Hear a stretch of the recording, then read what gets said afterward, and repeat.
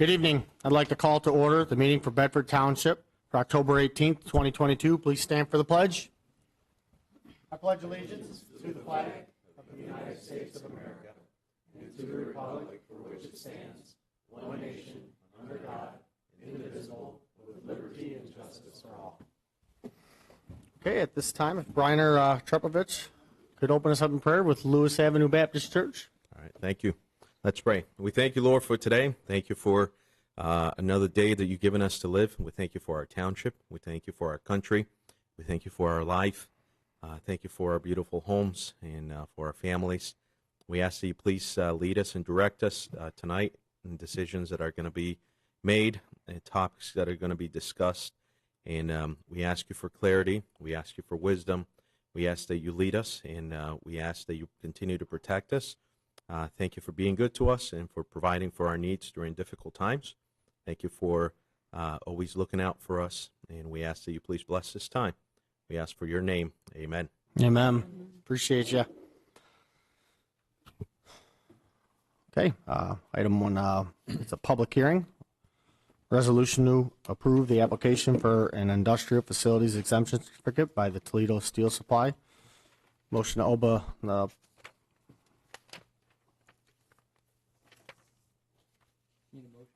No, I don't think we do. Open the public hearing. Look for a motion to open the public hearing. I'll motion to open the public hearing. Support. Okay, supported Mr. Bruning. Discussion.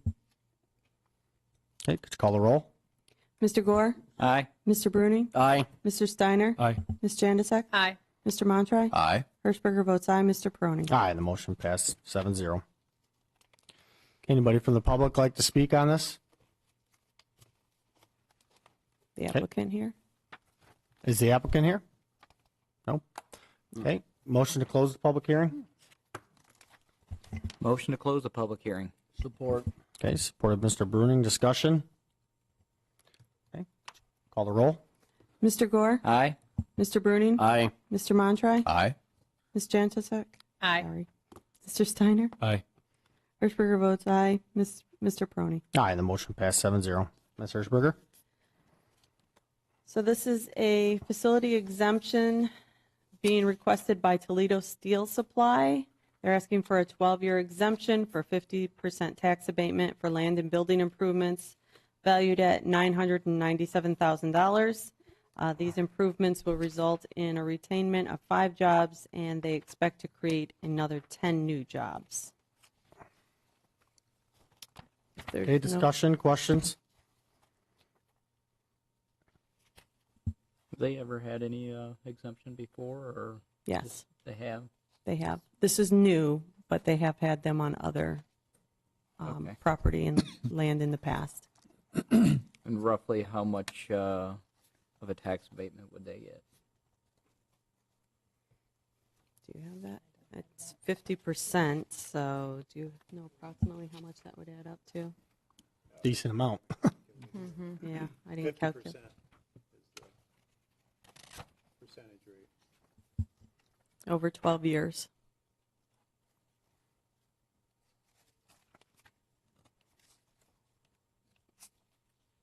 I'd like to know what the dollar amount over 12 years that would be. That would take some calculations on Krista's part. For only 5 jobs. 15. 15 more? total. And we've done it for other locations. It keeps the industrial park going. Has it been 50% for the other Yes. locations? It's always 12 years and it's always 50%. Okay. Okay. So, okay. It provides an incentive for our Growth and for growth of existing businesses, capital improvement, retaining employees, and adding new employees. So that's a requirement to retain and add, and it provides a good incentive for that purpose.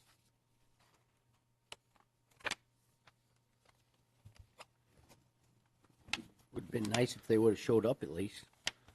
Okay, any more comments, questions? Okay, I look for a motion. I'll make a motion that we adopt the resolution to approve the application for an industrial facility exemption certificate for Toledo Steel Supply at 222 Lavoy Road for land and building improvements in the amount of $997,000 for 12 years at a 50% tax abatement. Support. Okay, motion supported, Ms. Janazek. Discussion? Okay, would you call the roll, please? Hirschberger votes aye. Ms. Janasek? Aye. Mr. Gore? Aye. Mr. Steiner? Aye. Mr. Bruning? Aye. Mr. Montry? Aye. Mr. Peroni? Aye, and the motion passed 7-0. Item 2, approval of the agenda. Look for a motion to approve the agenda. Well, I'll make a motion to approve the agenda without 8E. I asked that we remove that, and for reason being, it's poor practice to get information the night of the meeting. And 2, this information should be going to the ARPA committee directly. We have a committee that this board put together. We have board members on the ARPA committee that are working on similar items as this. And I think quite frankly, it's rude to put something like this on the agenda of this board when we have an ARPA committee of people in the community and at this township that are working very hard after hours to put together stuff like this. For us to just put together something like this, throw it on an agenda when we've provided a committee to do the work is rude. So that's my motion without 8E. Support. Okay, motion supported. Discussion, Mr. Steiner? Well, I'm not going to get into a big argument about this. First off, you didn't get this information just today. The information request was sent out a week ago to have this put on the agenda. I have asked numerous times at these board meetings to have a committee of the whole meeting to discuss and have a plan and have a project tracking device so we can track projects and not just throw out ideas at a board meeting, so we could take that out of ARPA funds. We could spend it out of ARPA. And then it just goes by the wayside. We don't have any true mechanism to track all these projects. So instead of sending this to an ARPA committee that they're not even going to meet again until late November, I don't know when they had their last meeting, and then we're going to be into the holidays, and I can just see everybody's going to say, oh, well, the holidays, we're too busy to do this and that. There's nothing in this that's a surprise to anyone. I'm also very disappointed in what I sent to the township finance manager, per you, Mr. Peroni. I sent him the master file. I'm very disappointed the master file is not as I sent it. You guys have changed it or told him to change it. That is also wrong. Nothing has been rude about the way this was done. I've asked time and time again to have a meeting to discuss this. This isn't a meeting. This is something you could take to the ARPA chair and say, hey, what are you guys doing currently? And can I add value to that and help make it better what you're doing? Not just say, hey, I'm going to come up with a system, throw it on an agenda, and bulldoze through your committee. They're doing a great job. Okay, I'm going to tell you right now, you guys all have a problem with this. Anybody that's got a problem with this, you don't own this township. You don't own this township hall. You don't own every function in this township hall. We have 7 board members here that are equally responsible for these decisions. And what's happening right now, and I think we should disband the ARPA committee at this point and have a new committee and remove the 3 full-time elected officials, because you, frankly, are taking your ideas and shutting things down. Park Board has had things 100% shut down, and they're not being brought up to the board. So the ARPA committee is not functioning really like it should. It's not being driven like it should. And what I presented to you is a tracking mechanism. And you guys acted like Rick's trying to take over the ARPA committee. Rick's trying to make us look bad. No, I've been asking forever to put this together. I asked probably, 2 months ago, send me the ideas. Okay? You yourself made a comment. Well, maybe Mr. Steiner's right. Maybe we should have that committee of the whole meeting. The very next meeting, you said, no, we don't need one. And just send the email to the ARPA committee. Well, I pulled your email. You didn't say send it to the ARPA committee. you told everybody on this board, go ahead and send your ideas. You didn't say ARPA committee, you just said send your ideas. I got one set of ideas, and it said this is from Paul, Trudy, and Krista. You Listen, said Paul. don't put your finger up to me. We're not going to sit here and go back and forth. I've made a motion. I got a second. Let's get some And we're closure having to a it. discussion, which is the proper channels before a vote is taken. But you're not even on the topic of it. Oh, yes, You're not, I we're am, not Paul. supposed to be sending stuff to you. We're supposed to be sending it to the ARPA committee. You're not on the ARPA committee. Why would we send you all the information for you to track it? You're not even on the committee. Well, The let me committee ask you will this. bring it. No. Bob's job is to track. Bob's Why- job is to come up with it. We could give it to Bob. Bob could bring it to the meeting. If you want to discuss ARPA, put it on the agenda. We'll discuss ARPA. How many? I can guarantee you, go back to old meetings. I have asked people about tracking things. Nothing is truly tracked. We get an email after I brought all this up last week. An email comes out all of a sudden on Wednesday at 4:40 p.m. Oh, here's the ARPA update. But you know what? There was $1 figure in that ARPA update. It said we've earned $9,350, $345 in interest. That's the only dollar figure that I've really seen tied. And if you look at what you've got in front of you, what was presented to you, and the reason I didn't send it you guys the actual file, because I knew this is how you would react to it.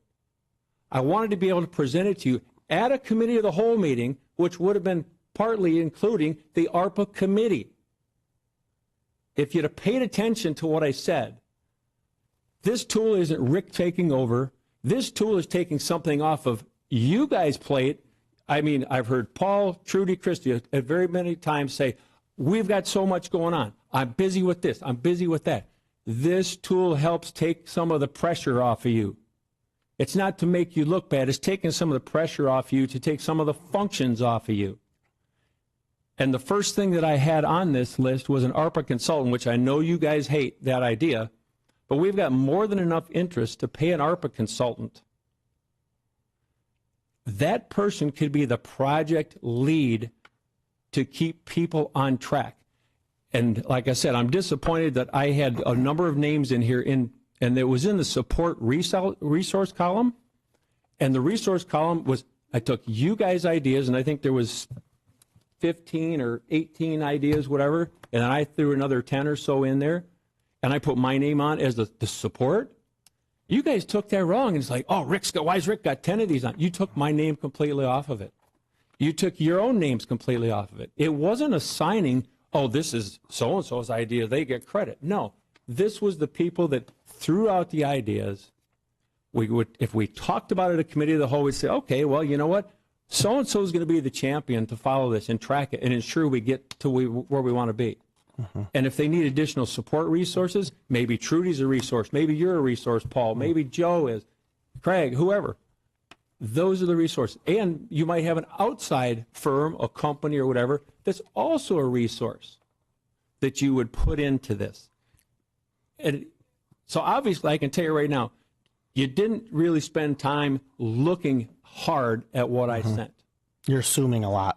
You've assumed a lot. Well, from what our let's committee's talk doing. about something. You just assumed everything before when you opened No, I'm up. assuming that you brought something to you this know what? board that you should have brought to the ARPA committee and said, hey, let me help you. But no, you want to grandstand and bring it to the board Okay, and you let know the what? public know. I'm No, gonna- you I'm want gonna to call talk my and then own you want to question. interrupt me. I'm gonna call Could my you own call the question. roll? Go No, for you it. can't Go do for it. call the question. If you want to call the question, we have to take a vote on it. We need That's a second. right. So we have a let's call- second for Rick's calling a question of his own discussion? Seems kind of ridiculous. Could you call the roll, please? We have a Can I motion. say one Go ahead. thing with this? Anything that was changed on here, Rick, Bob told me you told him go ahead and change it. Well, that's absolutely not true.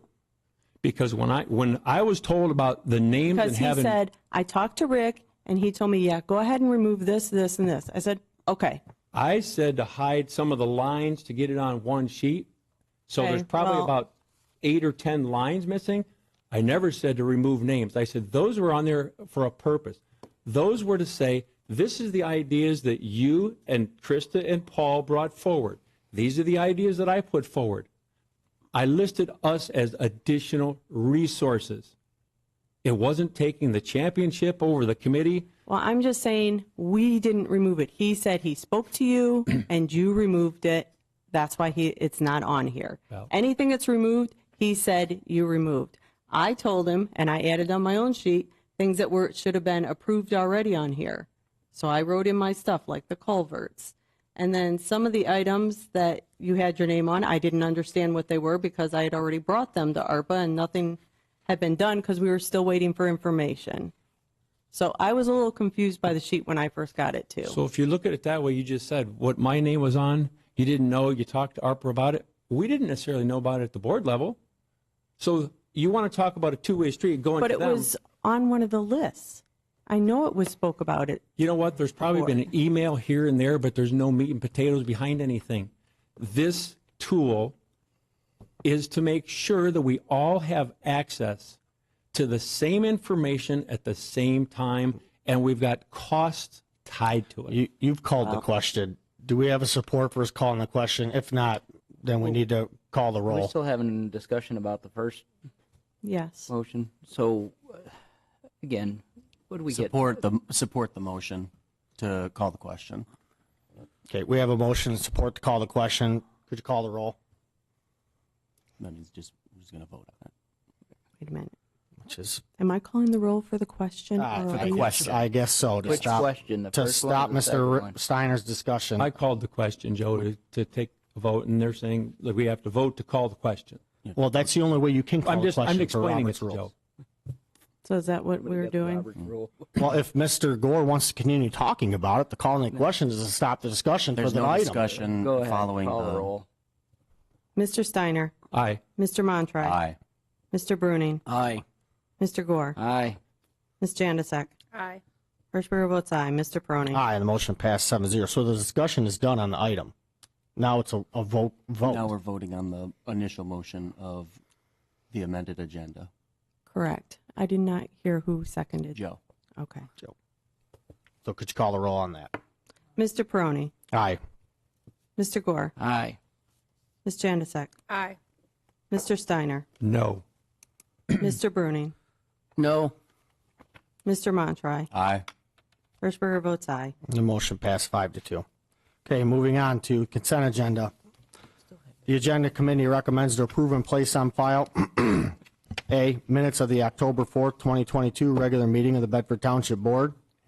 B, general savings, pooled funds, and CD reports from the treasurer for September 2022. C, revenue, expense report, and balance sheet for the period ending September 30th, 2022. Motion to approve consent agenda as presented. Support. Okay, motion in support of Mr. Bruning. Discussion? Seeing none, could you call the roll, please? Mr. Montry, Aye. Mr. Bruning, Aye. Mr. Steiner, Aye. Mr. Gore, Aye. Ms. Jandisek. Aye. Hirschberger votes aye. Mr. Peroni. Aye, the motion passed 7-0. Item 4, presentations, Monroe County Sheriff's Department. Good evening, Board. Sorry I missed last month. So for the stats for the month of September, the 10 deputies investigated 438 complaints, 50 supplements, 150 assists to other officers, and served 11 papers. A total of 155 traffic stops were made. We had 35 crashes and 33 citations issued. 28 arrests and another 38 requests sent to the prosecutor's office for consideration for charges. I just got a couple other topics, and then I unfortunately don't have a story tonight. This week is Operation Safe Stop, which we put a press release out. It hit our Facebook. I'm not sure if you guys got it or not, but it's a statewide initiative to get people to stop for the school buses, red lights, stop signs, stop arms. So that's running all week, October 17th through the 21st. We just like to remind the citizens to please stop for the school buses for obvious reasons for the kids. Just a couple of reminders for anybody that ignores a flashing light or a stop arm gate is guilty of a civil infraction, which carries a $500 fine. If there's an injury involved as a result of disregarding the lights, they could face a misdemeanor conviction and a fine of up to $1,000 and or 1 year in jail. And then if if a death should occur, the driver is subjected to a felony conviction, fine of up to $7,500, and potentially up to 15 years in prison. So please, for the citizens. Is that the same for out in front of like Jackman Road where there's somebody holding a stop sign? Because you say flashing lights. Yeah, it's I don't want to quote here, but I would imagine it's the same. Because they're having all kinds of issues with Yeah. people going around and Actually, and Superintendent Carl. Carl Schultz. Carl Schultz, he had asked us to step up enforcement out there, so we did put a car out there. I'm not sure if they're still doing it or not, but we did put a car out immediately when he was asking for one. So we'll continue to do that as well. So I know the buses were getting cameras also. Yes. So they can get pictures of people running them. yes, and that is in full swing. So what's happening? I mean, I don't have the numbers or the figures yet, but they're sending them to our traffic unit, and then we turn around and assign a deputy to go out and verify that that's the person. Once they get a photo of the driver, they conduct a little mini investigation and issue a citation. And unfortunately, I don't have the results if we've made any citations yet. But yeah, so very, very good stuff there. Very important. And then just a little kind of we're hiring in the jail.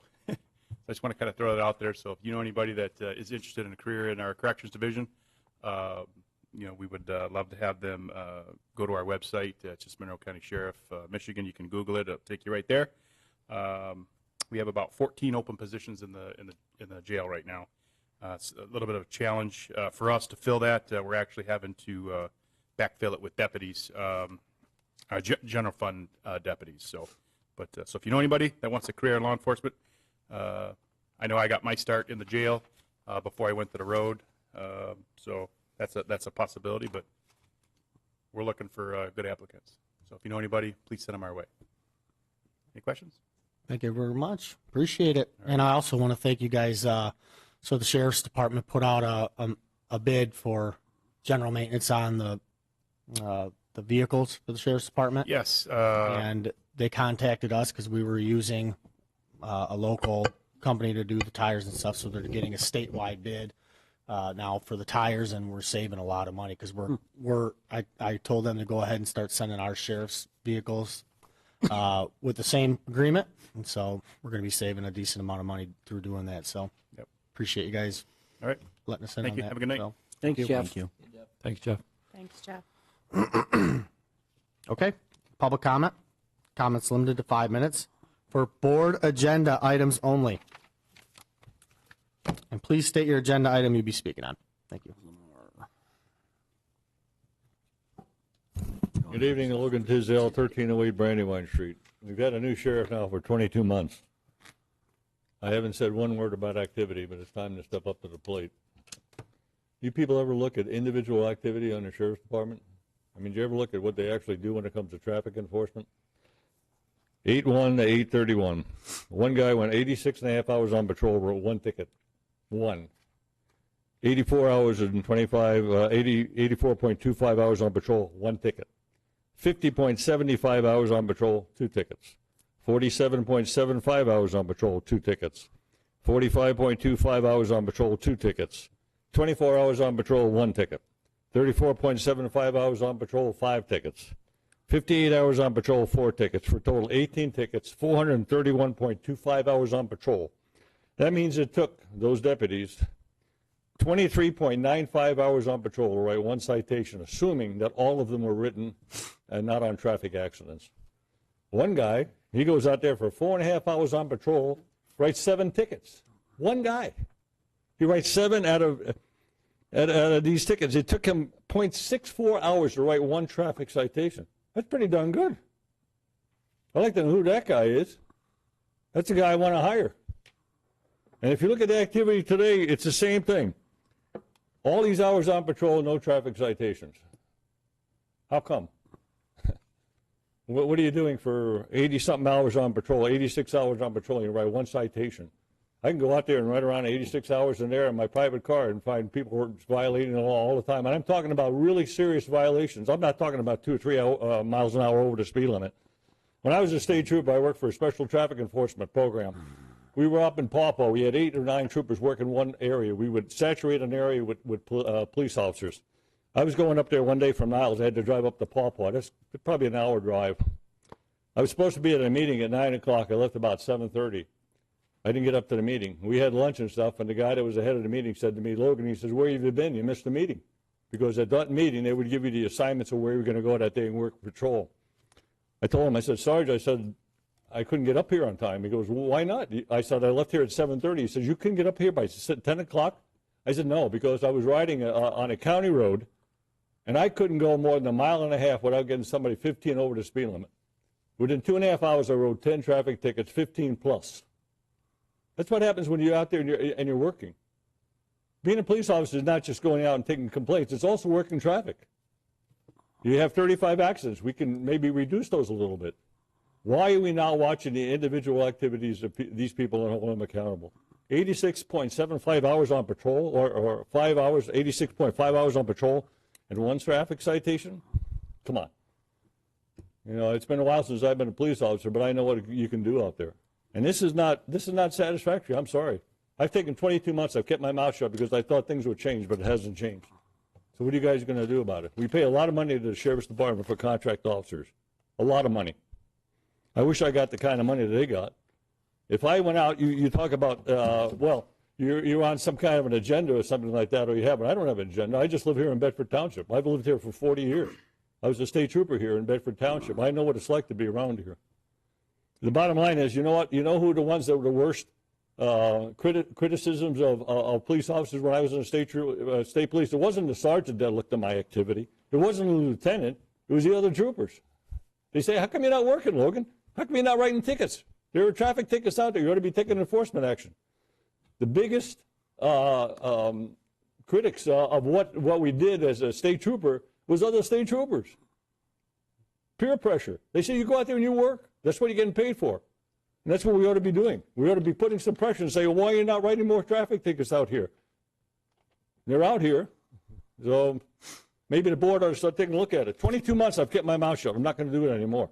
Thank you. Thank you for your comments. Any more comments?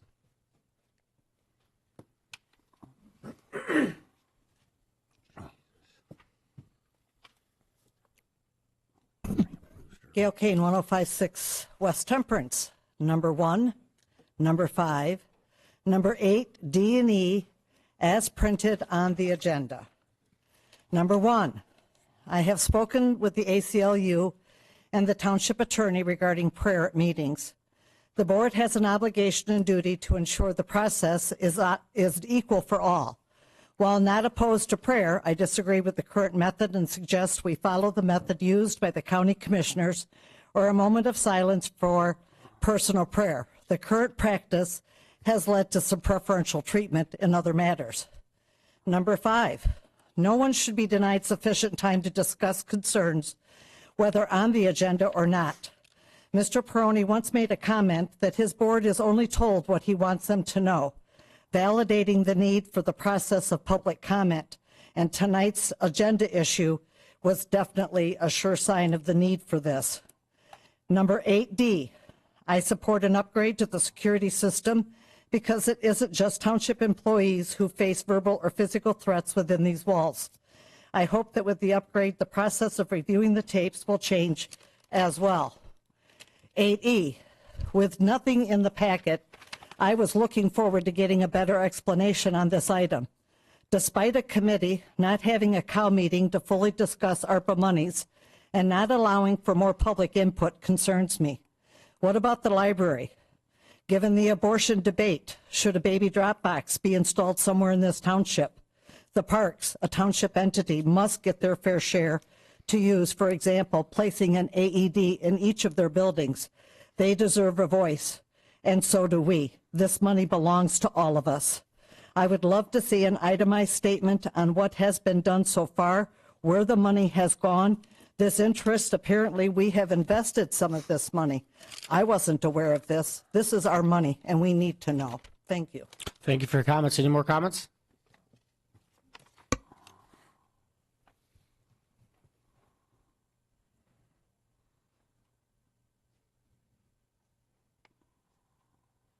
Lamar Frederick, 3254 Deer Creek Drive.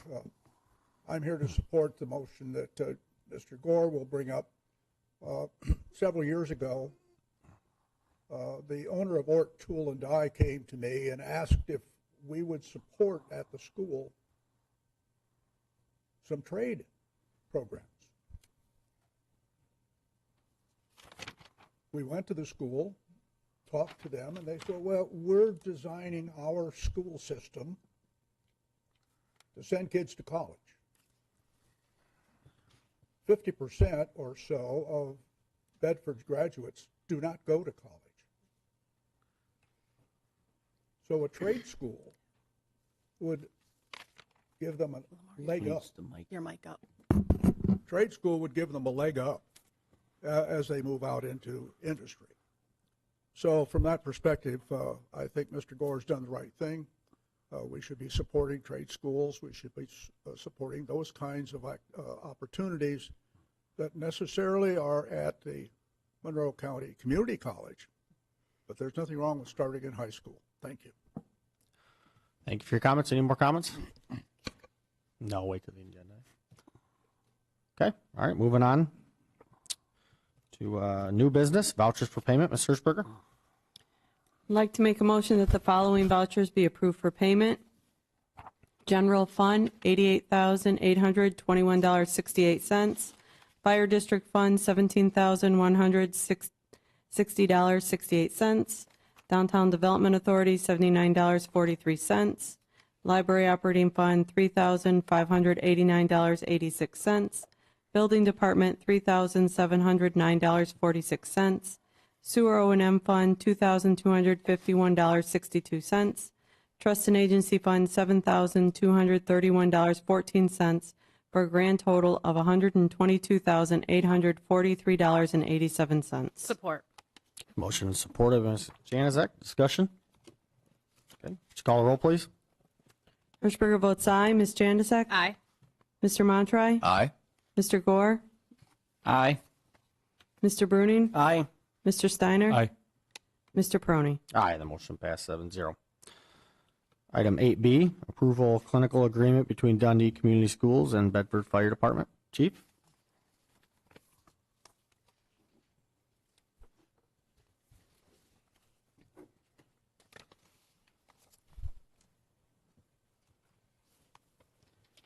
Good evening. I'm getting better about the microphone.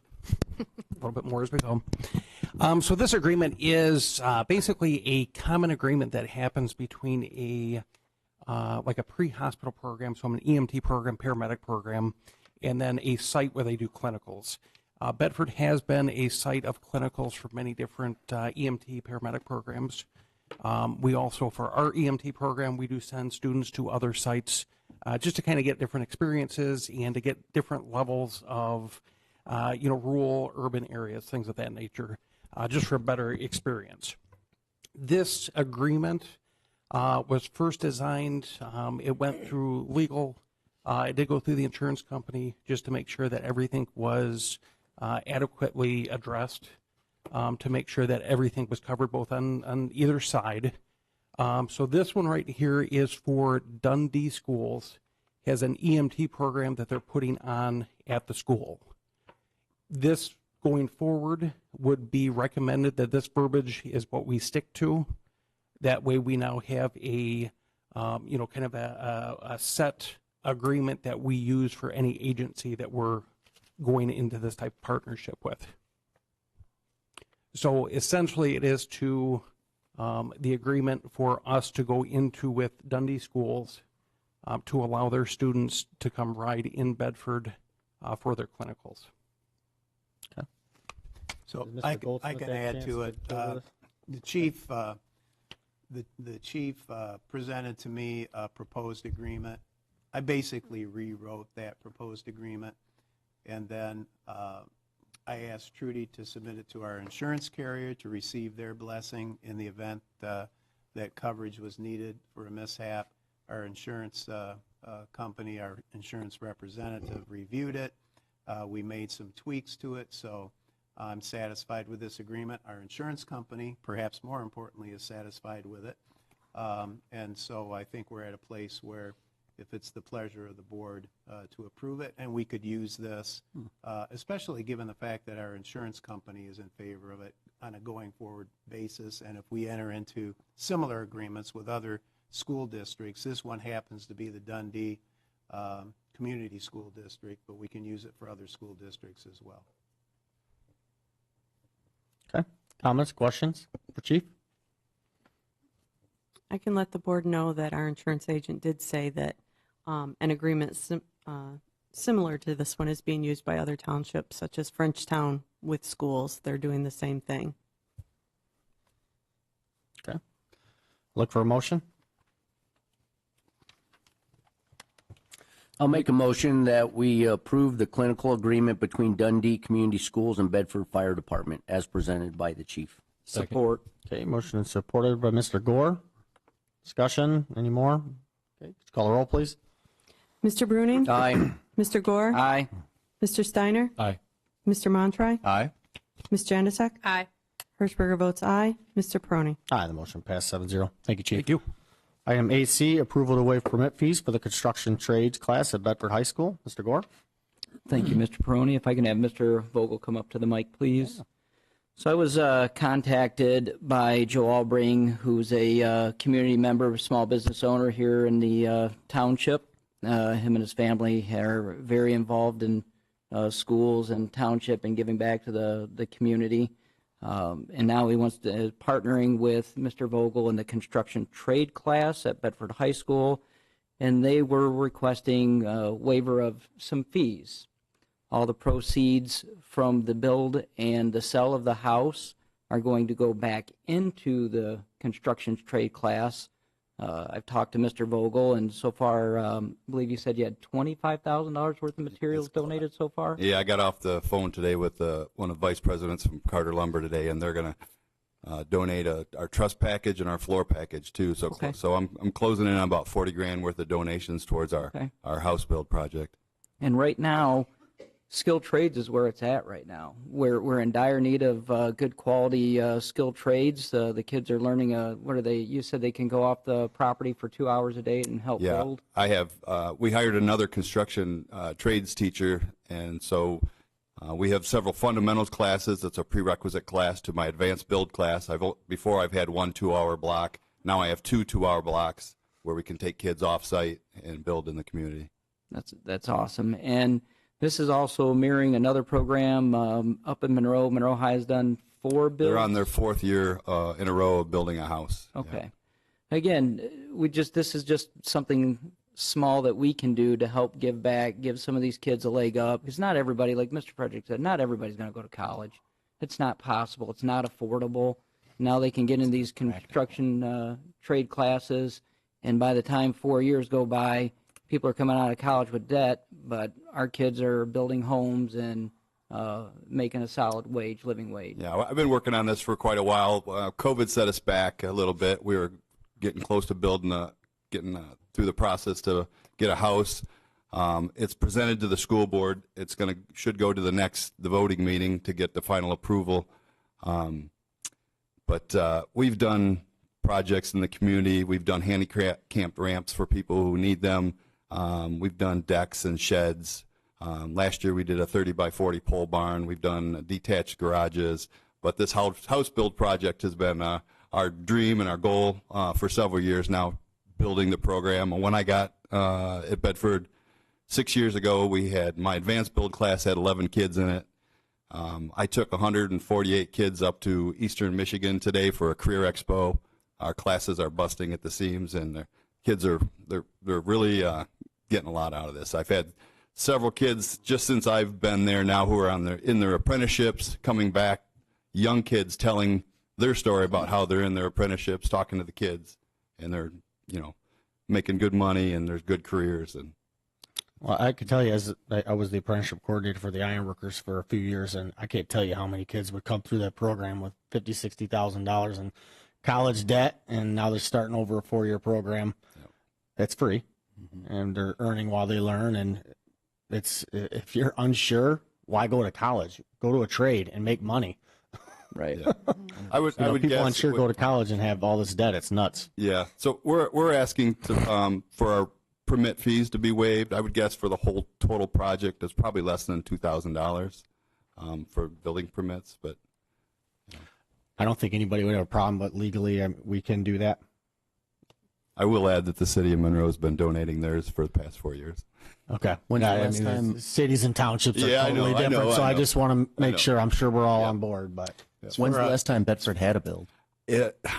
I think it's been since the early 80s that the last house that was built. I think it was maybe the Zogabe's house that was next to the Y, and I think that was the last house that was built. Yep, that was one that was built years ago. Yeah. Carl Weiner worked in that program. You probably have heard that name, Yep. and they built houses. My dad's been gone for 44 years, but he volunteered with the building trades program at Bedford. It's a great program. To answer your question, Mr. Supervisor, it's for a public purpose and public education, and yes, you can do it. I bet they kick themselves, though, for building on that piece of property, though. Carl was, he questions the thought process on that one several times. So I know we have some pocket parks. I'm pretty sure we're all, they've sold the ones that legally we can sell that doesn't have it written in their deeds they can never be sold. Yeah. Because we took a hard look at all of them, but I'm sure, the park board, I don't know if they could take another look and see if there's some pocket parks they could, because there's some in neighborhoods that don't have any playground equipment that we just have to cut the grass. Right. Some odd shaped lots and things like that.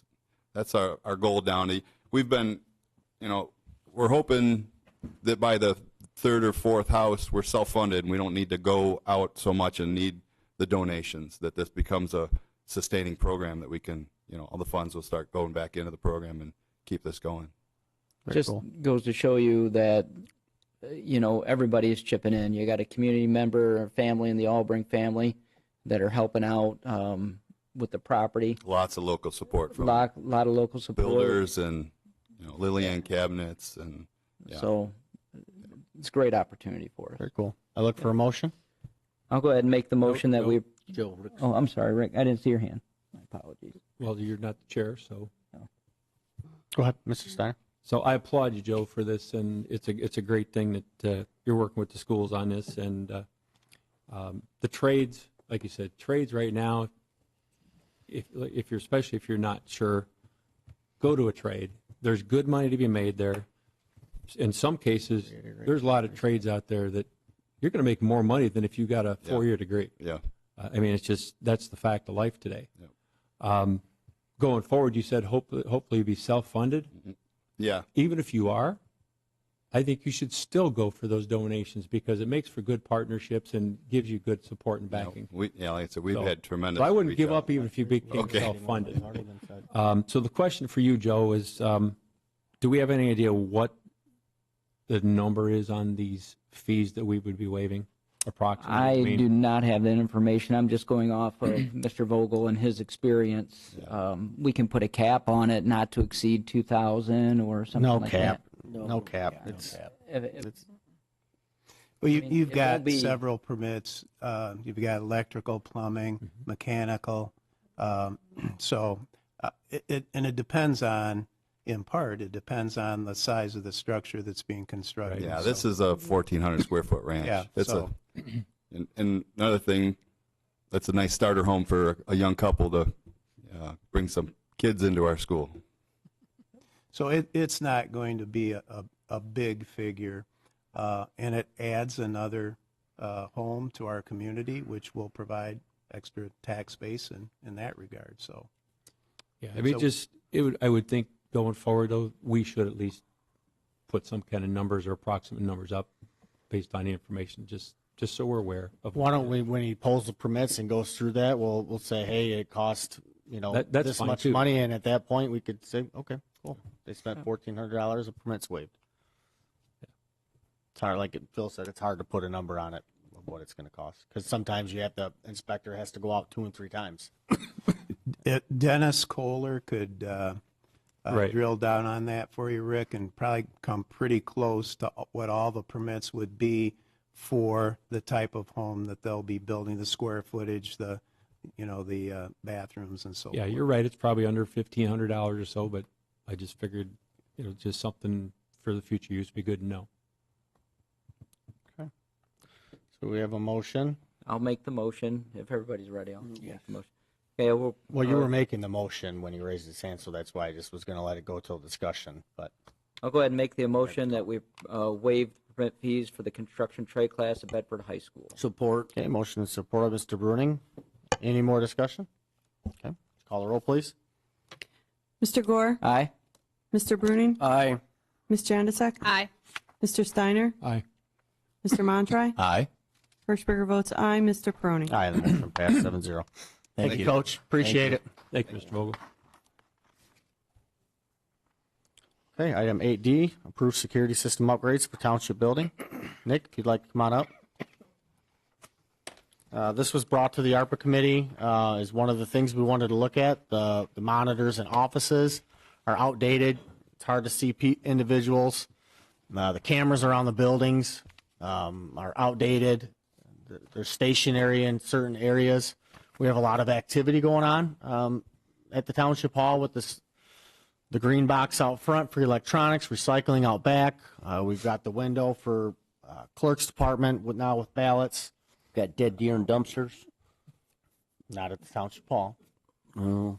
Okay, just where Miss King gets. And there's no So audio. there's a lot going on. We've had issues at township hall with certain residents spitting at glass, and we've had one bullet come through the clerk's office, front office. Really? Where we had to have the whole window replaced. So it's a good idea in today's day and age to have some security in place, and our security is outdated. Mm-hmm. And Habitat is our security provider, has been for many years. And so we got quotes, brought it to the ARPA committee, and now here we are. It's at the board. So.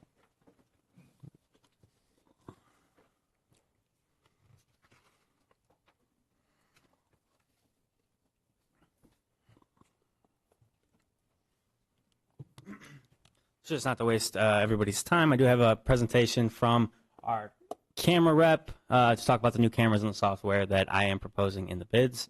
Just trying to get him on the teams here, and of course, when you want it to work, it's a little bit slower. So.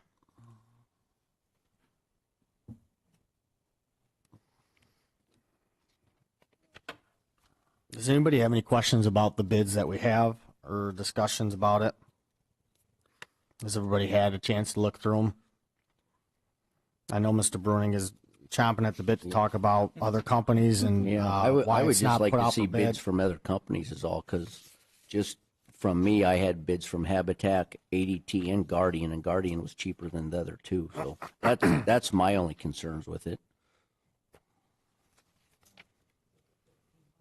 So I will give the presentation and then let my camera rep go, and then we can talk about questions pertaining to the bids afterwards, if that's all right.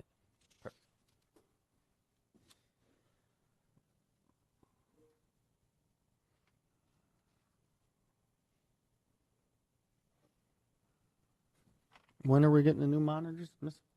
Hirschberger? Good. How are you, Jason? Doing really well. Does that pick up on? Is everybody able to hear him? Okay. The audience won't be able to hear him, but everybody. This one right here. You just pull it straight up.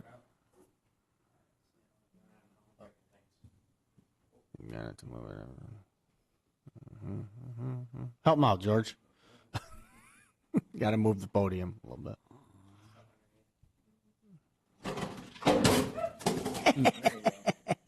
Party foul.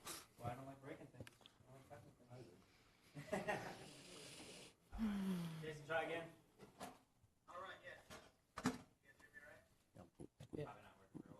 We can hear. The audience Yeah. can hear him. Just keep it there. Keep going. All right, continue. Go ahead, Jason. You got the floor. This is Jason from Digital Watchdog, the bonus we're using for the cameras. So, Jason, go ahead, take it away. Perfect. Thanks, Nick. Appreciate it. Appreciate everyone's time. Let me have a little bit of your meeting here. I want to give just a quick run through of our DW, or Digital Watchdog Spectrum video management software, or referred to as a VMS. We'll give kind of a 30,000-foot flyover for the sake of time here. I'm told we have about 10 or 15 minutes, if that's right. So I will really condense this and kind of go through it rather quickly. The beauty of the software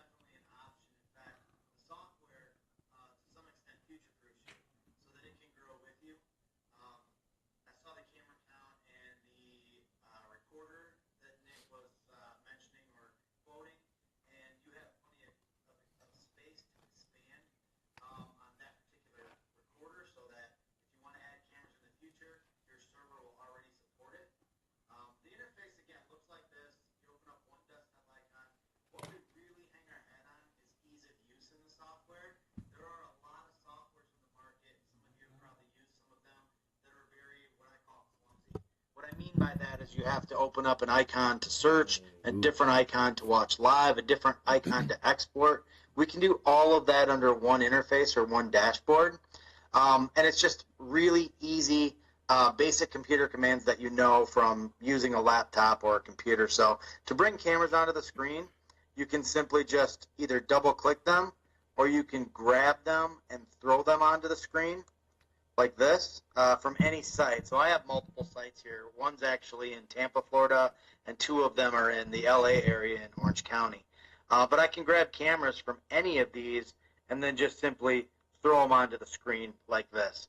Once you get your cameras onto the screen, notice that there aren't those grids that you see in other softwares where it's 4, 8, 16, 32. We want you to be able to customize this any way that you want. And how you do that is you just grab a camera and drag it away from the others. And then the edge of it is it's kind of like an Excel spreadsheet. You can grab the edge, you can drag it over, resize it. You can hot swap cameras on the fly. Now, once you pull these cameras over onto the screen, there are some other things you can do. You can customize this layout any way that you want. There are little icons in here. If you hover over them, it tells you what they do. I'm going to click Create Zoom Window. What I can then do is I can dissect any camera into multiple views. So I can actually take this and turn it into up to 64 new camera views if I wanted to. We know that's a little bit of overkill, but you can take these areas of interest, we call them, and you can zoom your mouse wheel in. We'll focus on this red one right here. You can zoom your mouse wheel in. You can pull it back. You can follow someone in live, recorded, or exported. So everything I'm going to show you, it's not just doing it in live or in searching. You can do it while you're searching, while you're watching live, or even after the fact when you export video. So I can follow my bad guy around the scene here, but let's say they go around the building to another camera view. I can actually jump into another camera view. So I can jump into this camera view. We've got some analytics going on in this camera as well. Those are the lines that you see with the wording.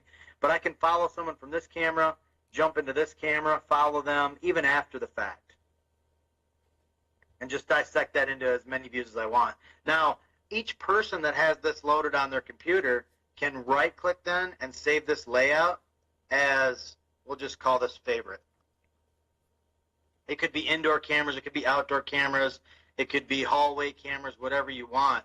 Once you save that layout, it's named up here in the upper left as favorite.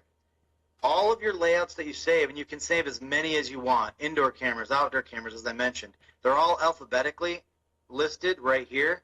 You click favorite. If you had another view you wanted, we could go in here and click this one, and they're all just right at your fingertips. So I could go from this Charlie view back to my favorite view, and they're all right here one click away. If you make a major change to it and you decide that you want this view over here and you wanted it larger, you wanted this one over here, all you do is right-click and save your changes, just like you do with a Word document when you make changes to it. That way when you go in there and grab that view again, it saves the changes instantly.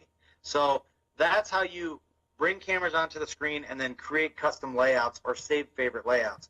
And one thing I forgot to show is that every camera is either a single or a double click away, and then wherever you point your mouse wheel and zoom, that's where you're going to go. If I want to look at near the front sidewalk here, I point my mouse wheel, I zoom. If I wanted to look at this pickup truck, point my mouse wheel and zoom, bring it back, double click, and then back to my native view here. So very, very easy to customize it, move these around, put whatever cameras you want on the screen.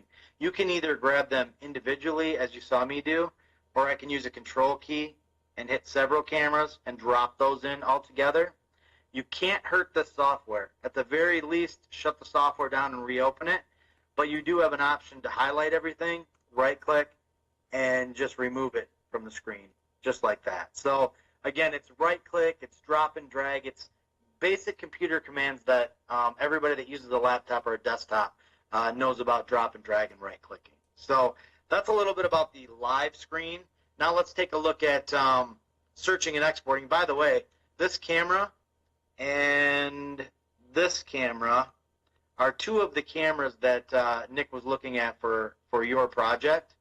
We'll let this one populate here. I'm going to turn these analytics off here.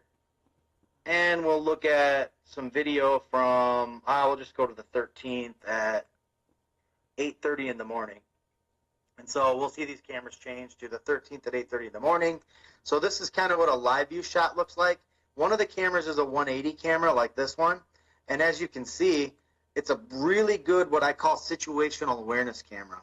So I'm looking about 100 feet this way, and I'm looking about 100 feet down this way. And I call it situational awareness because with this camera, you're not going to read somebody's name tag on their shirt, but you do get a really good situational awareness of everything going on in the scene. And then with this camera, it's not quite as wide of a view, right? It's about a 100-degree view, whereas the other one was 180.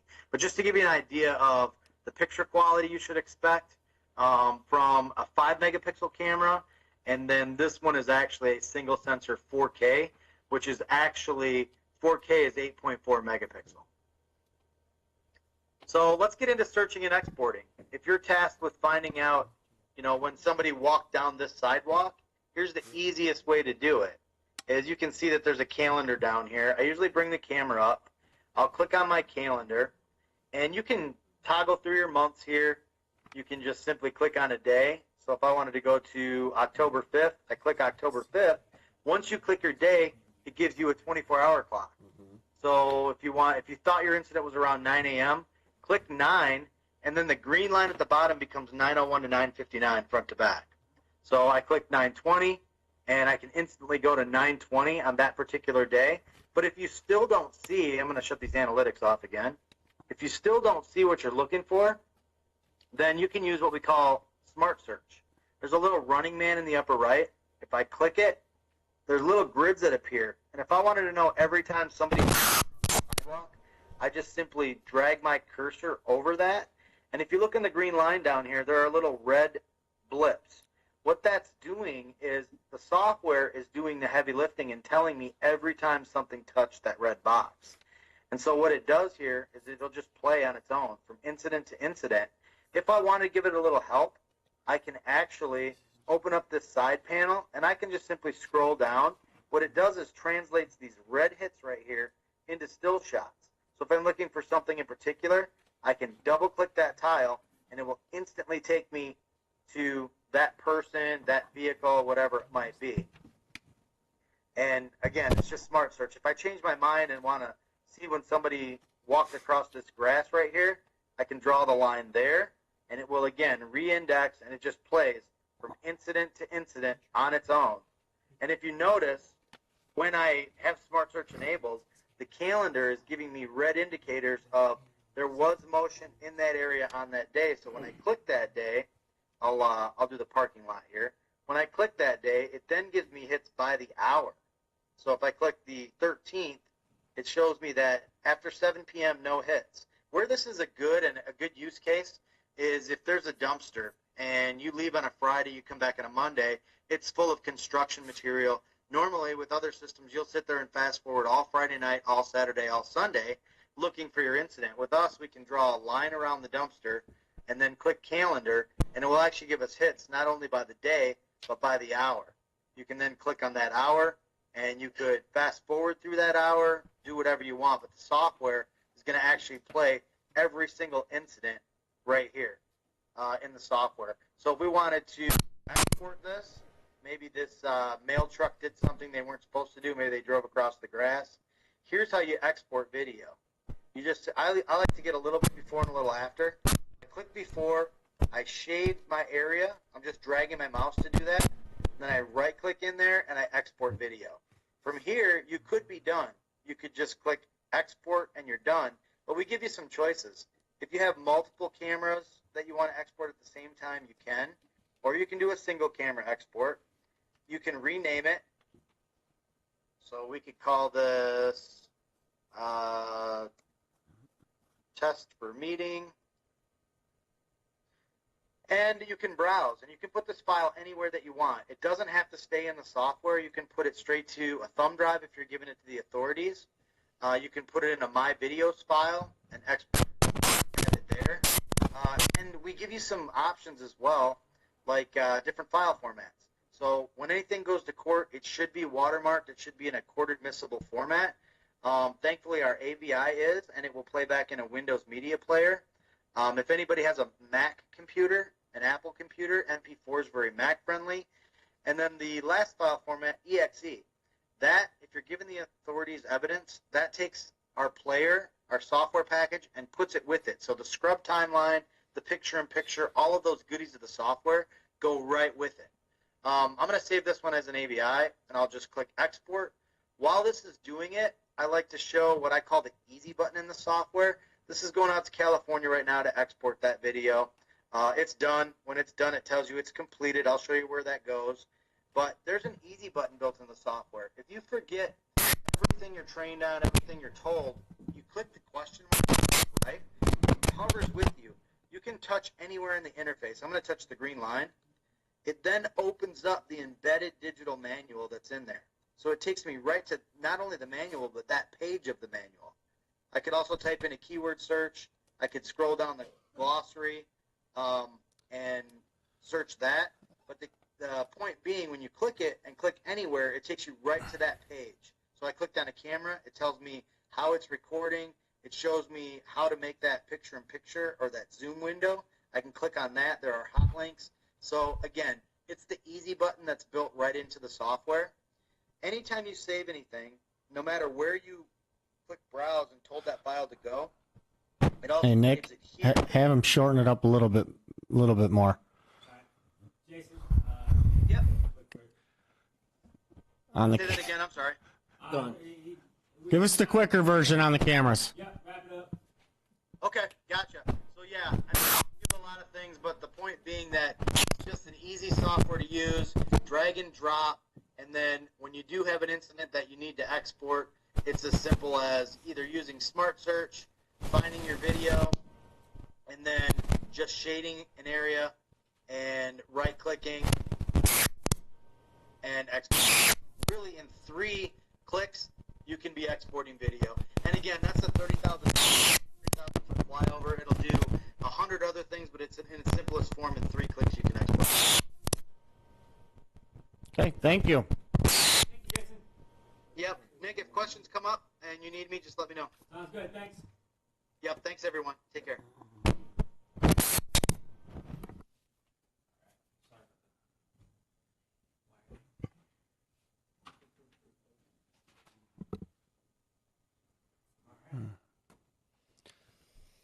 Hey, George, can you grab the lights?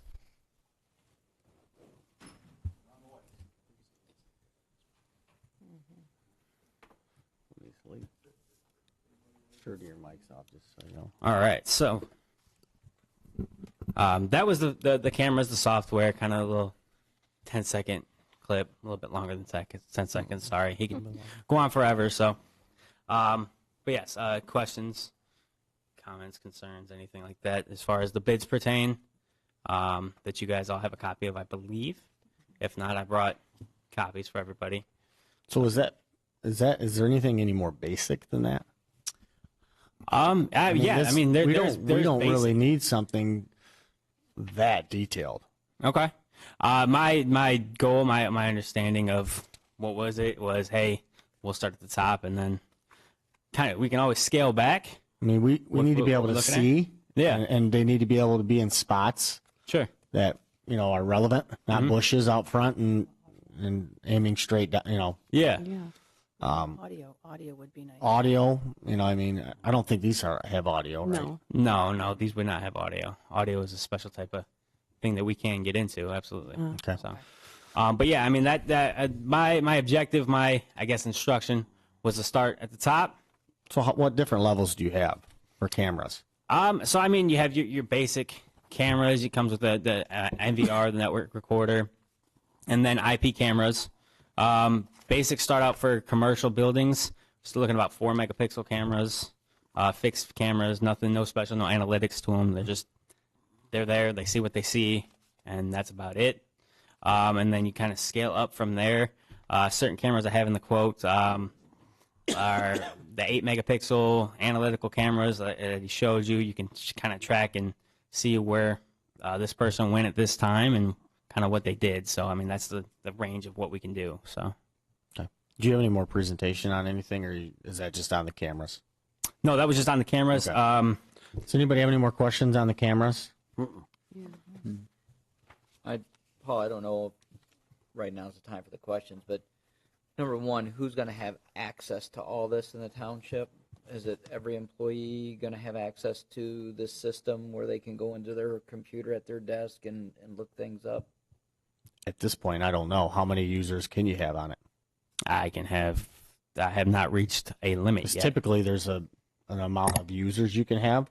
Right. I mean, and who is going to be administrator if a FOIA request comes in? Well, right now we oversee the camera system currently right now, and if there's a FOIA, Trudy comes over to the supervisor's office and we get into the camera system and give it to her. Okay. So, okay. Any more questions? With the cameras that you guys have now, can you watch them from your phone? No. We can barely see them from the screen. Even I can do that. Yeah, they're old. I mean, they're from the old building. I mean, they're old. Yeah. So I mean, it's a software program and everything else. Yeah, the cameras are very old. Mine also wasn't $43,000. Well, he just said this is from the top, so I guess we can scale down and look at what well, we we can really also need. skip the camera one till another meeting and look at the other two quotes too. That's the only thing I want. The only thing I want 3 quotes. I am fully for upgrading your security system, the cameras, everything. I just want 3 bids. You're more than welcome to have at it. Because I mean, you're talking re-upgrading the whole flipping system because it's a Habitat system is what we have. So if you want to take it on, go ahead. To expand on the other But two I'm quotes, not getting into it. there are 3 quotes there. The one was the town. No, he's talking about 3 different companies. Oh, no, I understand. I'm just expanding on the 3 quotes that I have in front of you from us. One was the township cameras. One was the sheriff's cameras. Specifically the sheriff's side, I don't know how sensitive that information over on that side of the building pertains to, but I split that up from the original one, kept it on the same platform in case you guys do intermingle, things of that nature.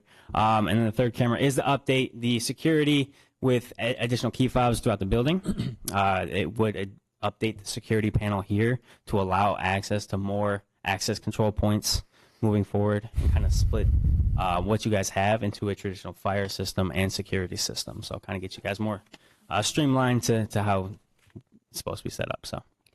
Yeah, so right now we're trying to just replace what we have. We have a contract with Habitat. We get upgrades and we get different things. We get fobs. We don't get 3 bids from 3 different. We use Habitat. If we want to put it out for bid for a different provider as a whole, then that's something we need to talk about and look at. But to just sit there and try to do this and get 3 different quotes, I mean, you're talking a whole nother realm of things. So, Ms. Hertzberger? On the one quote, you have monthly monitoring, monthly access control license, and then monthly premier service plan. Yes. Are those all separate, or do you choose, or? Yep. So those are all separate on there. That is the updated security system quote. Like I said, right now, you have one panel that houses both security and fire on the same thing. Technically, when you add devices to that, you're supposed to repull permits and all that fun stuff. What I'm proposing is we leave that current system alone. I install the security access control, the new security access control panel to allow the upgraded access control points throughout the building. We take all the existing security devices and access control points, move it to that new panel. So you have a fire alarm system and a security system. The security systems you're allowed to freely add and kind of do away with devices as you please. The fire alarm system has a lot more code and restrictions to it. So on there, the monthly monitoring for that panel is listed. The access control is the additional doors that we were looking to add on top of the services you currently have. And then the premier service plan is if anything goes wrong, we come out, we take care of it. Same day, next day, all that fun stuff. So. And it does cover any service charges. With today's day and age, I know I've heard it multiple times through different people. Finding trade people is a lot harder. The industry's service fees are going up what seems like weekly. So having a service agreement on equipment becomes more and more important as you move forward. So that is on there as well.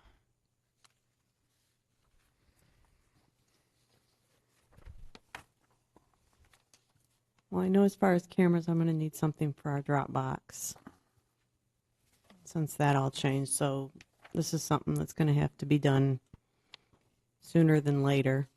My rules kick in October 20th.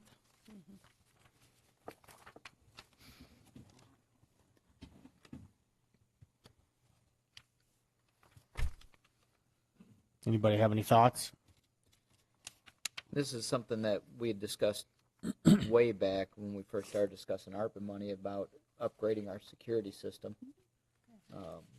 So, I mean, that's one of the luxuries we can afford with that money we had discussed quite a while ago. So, I like the upgrades.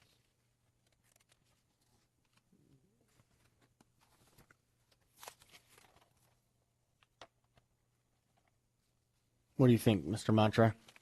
I'm thinking how much is the, how much of the software is, like there's no breakdown between the mini computers, the monitors, the inside cameras, the outside cameras, and the server. What's the breakdown for, because I think that's the thing that we're probably all thinking is exactly what you said. We don't need to be able to read the time on somebody's watch on their way in, as much as being able to, like you said, update an antiquated system that we have currently. So my thought is, what is the breakdown for the installation? How much of that is, and you said like there's different levels of that. Is there different levels of the software, or are there different levels of the camera capabilities? To answer the question, there's different levels for both. So different levels of cameras are, you have your basic fixed cameras that they're going to see what they see. That's the view you get. You have your analytical cameras, which is more in depth. Jason was talking about removing the person tracker things of the nature. Those are the camera different capabilities. What's potentially the cost difference? I'm not prepared. I mean, is it you're looking half? at, no, probably a couple $100 per camera. So nothing crazy. Nothing too serious. I mean, you get into the 8 megapixels versus the 4 megapixels. You're looking at maybe about double the price. But I'm talking the the most. capabilities. Changing the total capabilities, we're talking a couple hundred still. Yeah, nothing crazy. I mean, with the technology these days, I mean, the next jump to the next level is not. You're looking at about a couple $100 more per camera. So that answers it for me. The software version of it, that's kind of where the difference is. I can get a basic recorder. Hey, it records start to finish. That's what it is. The Blackjack server that he showed you gives you the whole full bells and whistles. You have your click and drag and different customizable schedules. So, I mean, using in applications of different winged buildings, this wing sees cameras 1, 2, and 3. This wing sees 4, 5, and 6, and all that. So you can kind of track what cameras pertain to you instead of just getting a whole view of cameras. So there are different levels to different recordings. There are different levels to different cameras as well. So, like I said, I was instructed, like, hey, we'll start up here. So I gave the highest for kind of the best, the cream of the crop that we have to offer. Anybody else have any thoughts, Mr. Steiner? So the 12 terabit Blackjack server. So the next step down, what kind of, I mean, because server is part of your big cost. Correct. So what is the difference in the cost if you step down, and what would the next one be, or various levels in between? There are various levels in between, depending on how many cameras, depending on how recording time. If you guys need 30-day recording, it's going to cost different than if you need 60, 90-day recording. So there's just a lot of variables in there that I'm not prepared to give a cost on. Approximately what does this one cost? The server itself, the one that's proposed. I'd say in my experience, about half of the installation cost is server. So you're Traditionally talking with camera systems. 20 grand? Yes. Okay. Says replace all cameras inside. Says 12. How many do we have currently inside? Currently, we have 7 working cameras, I believe, total around the building. I believe inside you're looking at 4 or 5 that I remember that are inside the building. Okay, because that's I thought it didn't sound right when we said replace all, and there was a number of 12. I was pretty sure we didn't have 12 cameras. Correct. It's 12 total cameras, and then it's stating replacing all the existing cameras that you currently have as well. So that is my misrepresentation of what you have. Yeah, they're adding a few. Yeah. So, and then the monitors, are those separate visual monitors that would be mounted to the wall instead of? Correct. So that could be something you wouldn't necessarily need a bunch of monitors as long as we had the laptop or desktop access. Correct. I mean, certainly some places it does make sense. Certain departments can, view a monitor, especially if they're focused on the entrance doors of the building, especially during business hours and watching that kind of activity. Correct. So we could potentially be looking at easily maybe 20 grand or more reduction off the 43,000. And then obviously the monthly plan would drop some too. Correct. Well, it's probably not going to drop 20 grand. It would drop 10. If you went from a 20 grand to a 10 grand, you're going to drop 10 grand. It's not going to drop. If 20 grand is the cost of the server, it's not going to drop to zero. But you'd be dropping some of the cameras potentially too, because you can't handle many cameras with the smaller server. I can handle as many cameras as is needed. This was proposed for this. This server can handle as many as proposed here and above. If I drop down, I would still maintain the same amount of cameras. Okay, so you still could have them. Yep, I can still have as many cameras as required and more. Again, it's the software and the use that you guys are intending to use it for that kind of makes a big difference of what server I put in. Right, so it still goes hand in hand because you can have the cameras, but yet if you don't have the software and the server to handle it, 100 cameras doesn't do any good if you don't have the server and software to handle it. I can put in a couple video recorders that just record. They're just here to record, kind of give you you see the cameras, they record, all that. I can give you a 100 camera recording device, split it between two different recording devices if need be, and not put it all on a single set server like proposed. Another quick question. Let's just say we spend the $43,000. Not saying we will, but what's the life expectancy before we come back and say, oh, this server, this blackjack server is now antiquated. Now we got to get a new version and spend another $40,000. 4 or 5 years, 6 years, we're going to get 10 years out of it? That's actually a really good question. All that's actually taken into consideration with the monthly Premier Service Plan. You get the cameras today. It's on software version 2. 6 months come out, we're on software version 3. We do the update for you. It's all part of what goes into it. We keep the cameras fresh. We keep the updates rolling as seen. If a hard critical update comes into play with the camera systems, we roll it out that day. We push the software instantly for you. There's no, your license kind of expired, you have to renew, costs, things of that nature. We automatically take care of it for you. Joe, I think you were asking about the hardware itself, though, right? Not the software? Yeah, like the server itself. Is that good for a while, or? Oh, yeah. I mean, you've had a recorder here for, 20-plus years or something along those lines. I mean, they're built to last. It's just the technology that kind of changes. And the technology that changes most often is the software. The hardware is withstandable. I mean, you're going to have it for quite some time. Okay. Thanks. The current system has been here 15 years. So is the pleasure of the board to table this, have a new quote brought with some of the changes that we're looking at? Or a thought of Mr. Bruning is flopping the whole thing and going out for a heavy bid with multiple different companies bidding on the whole system? The only apprehension I have with that is the likelihood of the entire project being higher from any other provider. I would think, and I guess I don't know, because of Habitat having our current system.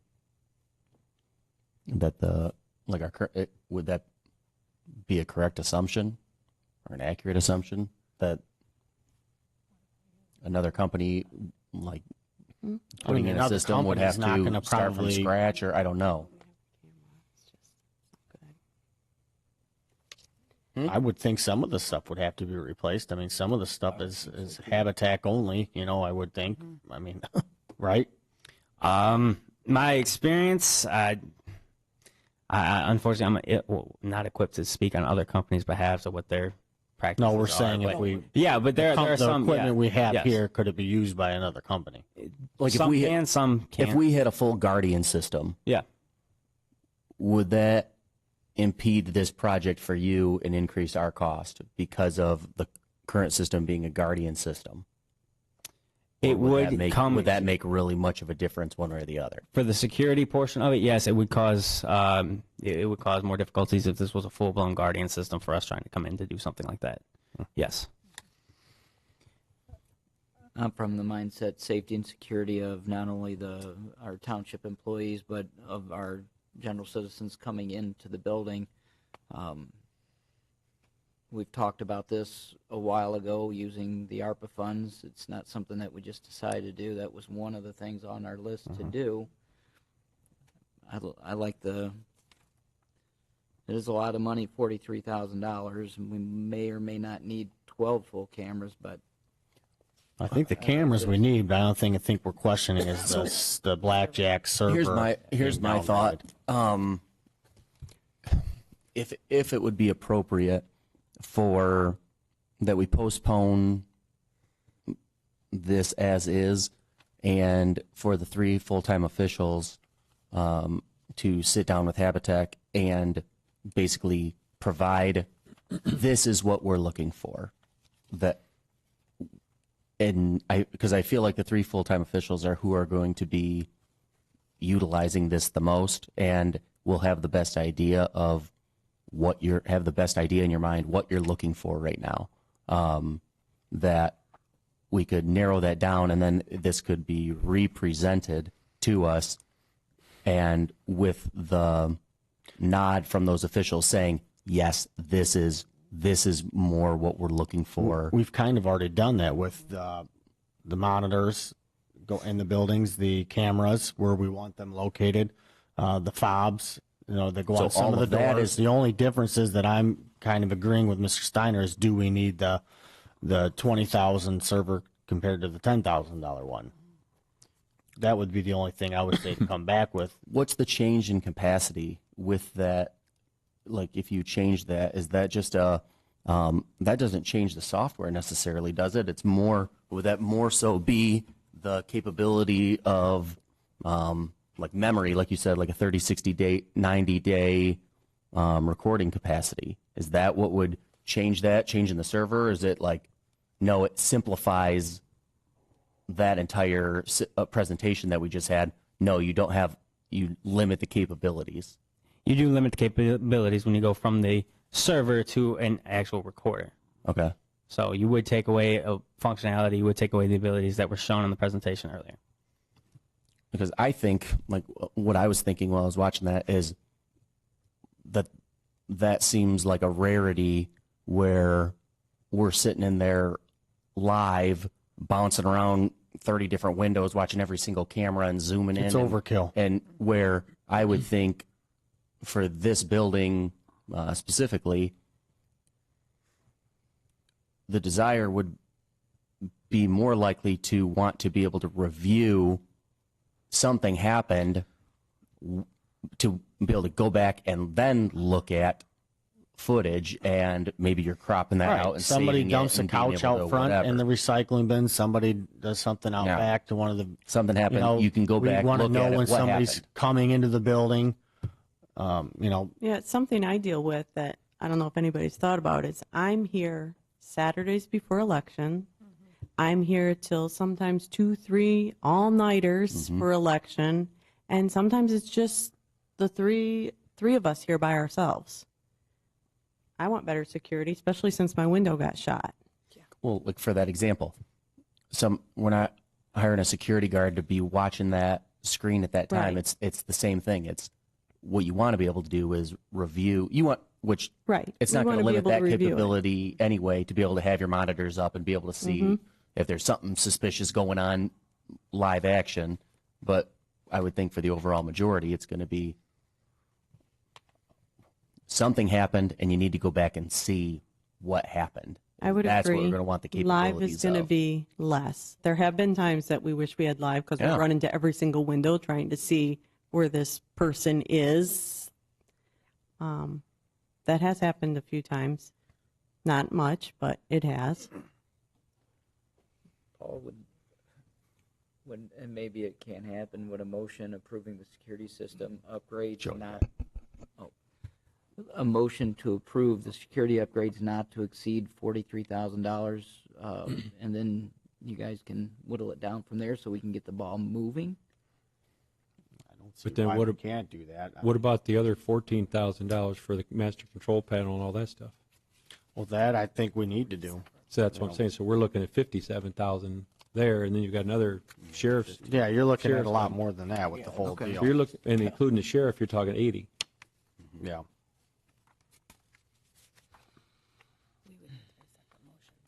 Yeah, you're going to need a 3 separate motions.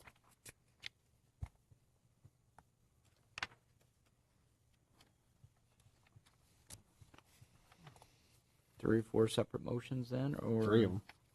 just So what's the pleasure of the board? Yeah, because the second one would be the doors. Because during election time, we're always locking the doors, especially in my department. Because we have people just walking. Well, you've got the mail room where that Mhm. that anybody can walk in throughout the day. We want to put a fob on that so employees can get in there, and the public can't just walk in the mail room. Because they do walk through there to get to the sheriff's department. So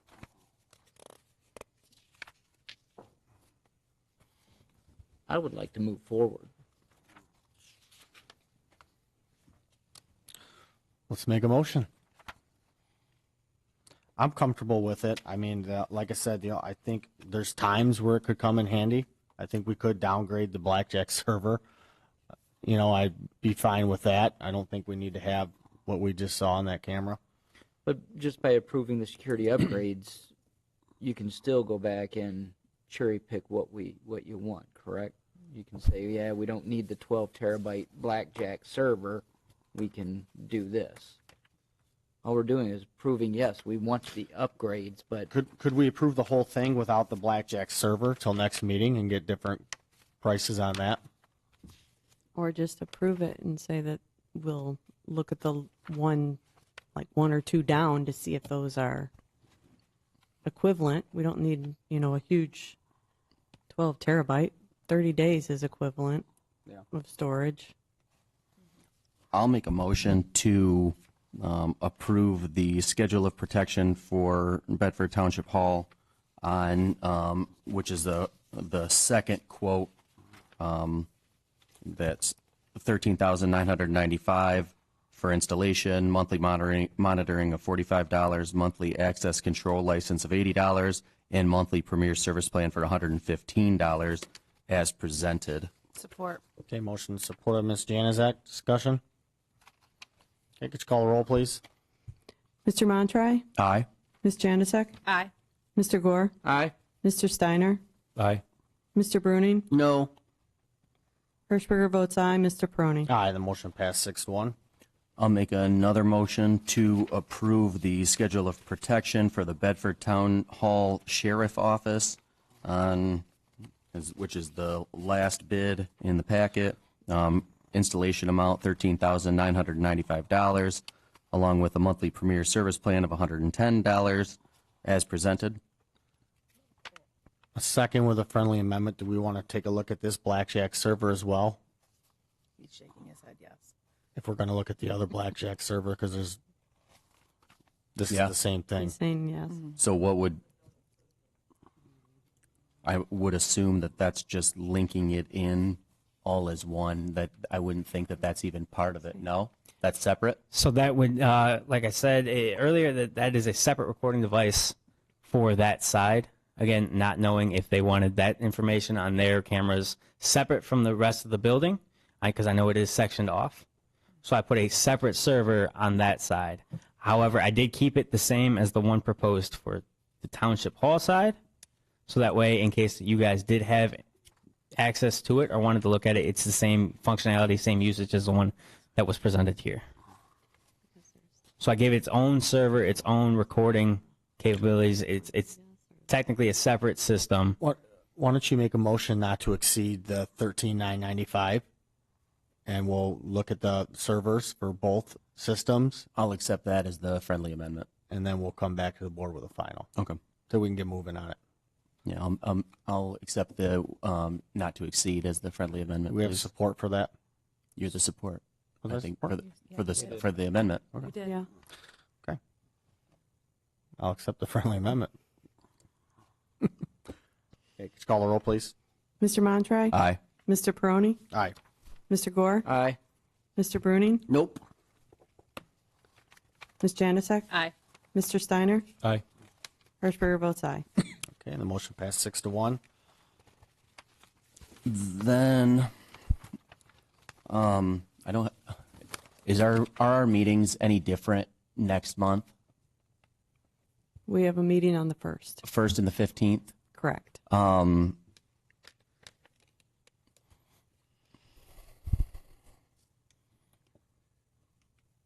I don't know how it would work. I would make a motion to postpone the server section of this proposal until the meeting of November 15th, which is in 2, 3, 4 weeks, to be brought back before this board with either an update to this and or giving Mr. Bruning the opportunity to provide alternative bids. Can I just Mhm. say something real quick? If he gets alternative bids and they just for kicks and giggles come in lower, then our other two aren't going to work. Right. It's beyond that now for him to go out. Because I know that We've they already come in approved. lower. I've already used Habitat. We've already approved the other two at this point. You can't intermingle the systems. Isn't the majority of that are key fobs and door? Like They that's all not. tie in with the habitat security.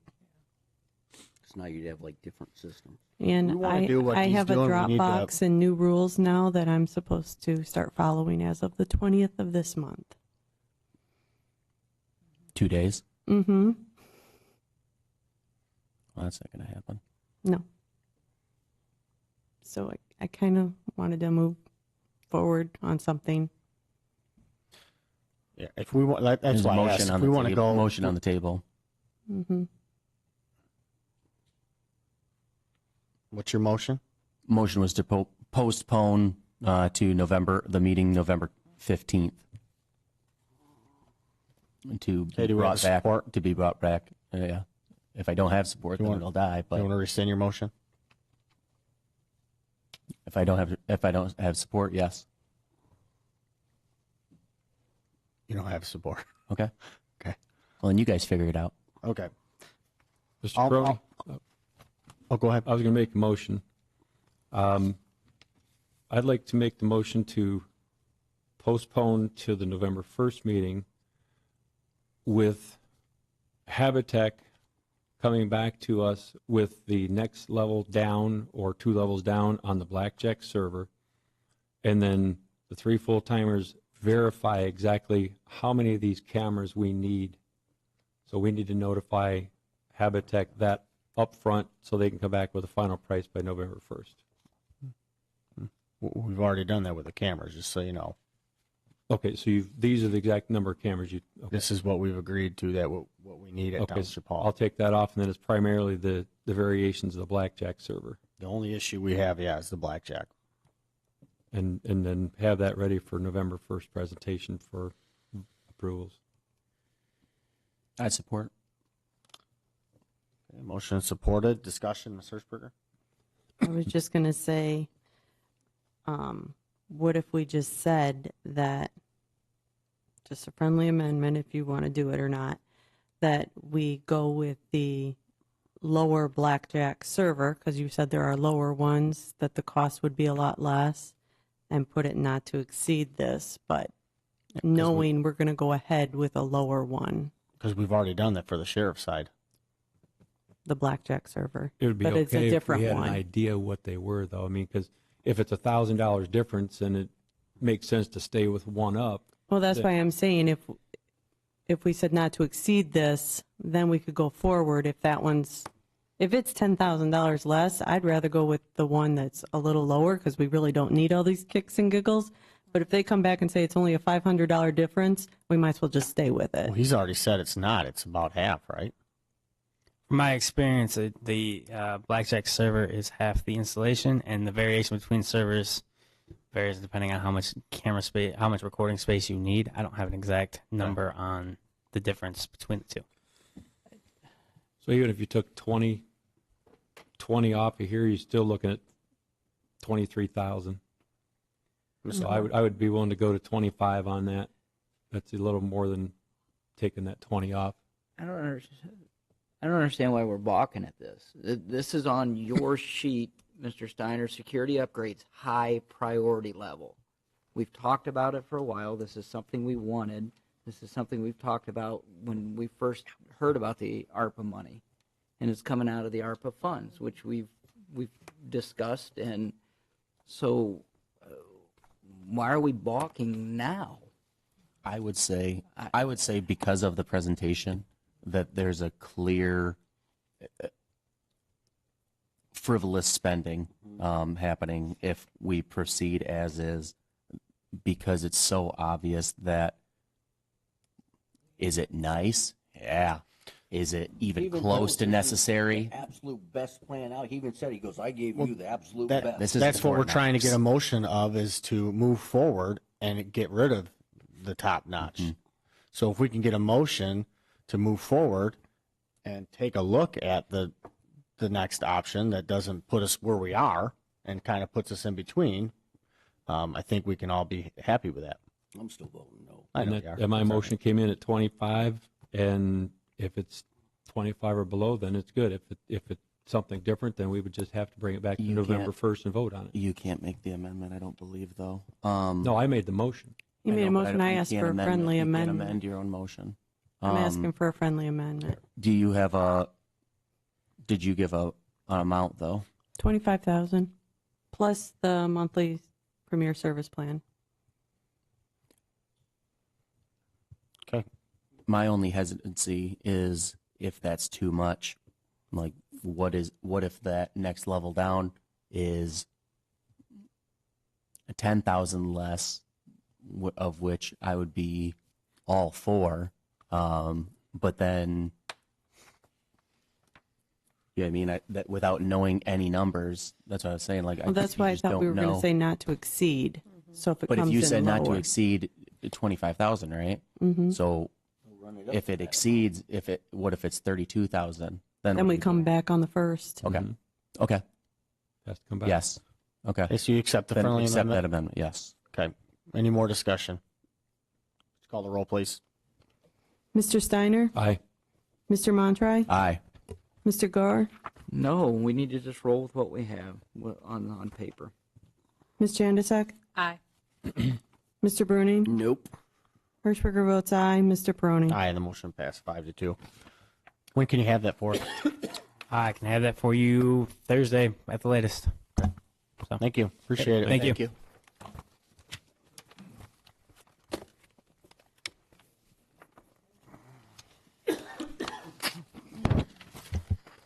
Okay. Next item, comments from the public.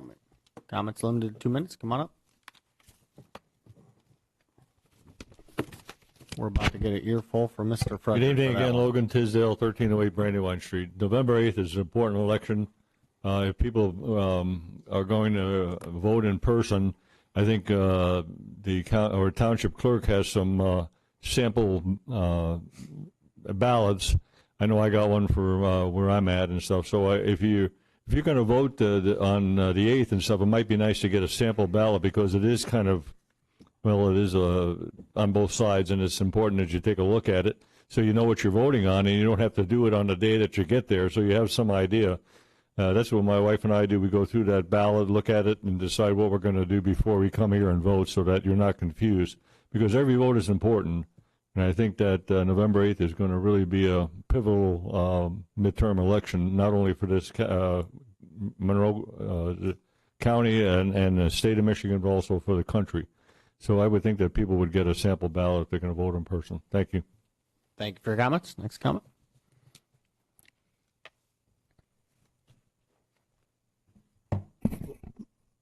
Oh, that's my ear.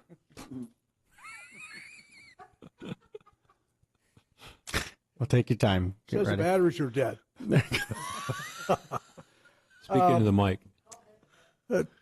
Two issues that I really want to address for a moment, and that is I think we did a great job in waiving the fees for this project to go forward. But remember, you're still going to have to pay the inspectors. They didn't waive their fees. So when you come through and you get the permit, while it may say no fees, they're going to want to be paid for their inspections unless they want to waive it. I've been listening now for a long time to this system that you've been talking about. You need a system that says who did what, where, when, why, and how. Because principally it's a reactive system. You're not going to stand there all day and look at it. Maybe once in a while you will. So at least you said, okay, not to exceed 25,000. I guess maybe that'll work. I'm disappointed that we didn't have the discussion on the ARPA funding, because I think this is an opportunity for the public to understand where you are. The money is substantial, and it's an opportunity for this board to do some significant work for the benefit of the township and its citizens. You don't want to do a lot of small projects because it doesn't add up to anything other than it makes you feel good. You have a $5 million rainy day fund. You might want to think about using some of that money in addition to the ARPA money and do some major projects. Sidewalks are nice, but it only helps a few people. Maybe there's something larger in the scope that you could be thinking about. Thank you. Thank you for your comments. Any more comments? Josh Neer, course 7948 Wiseman or Lambertville. A few things. ARPA funds. There should have been discussion about that, I think. You know what's going on with that money, how it's being spent, and how much you have. Not saying that's being spent frivolously, but just be mindful of it. Use it for emergency stuff like replacing culverts that are deteriorating, security cameras, election integrity. You have a window that's getting shot at. That's a big concern. That's someone's life safety, even as elected official. For the schools, it's good to have that construction trades program.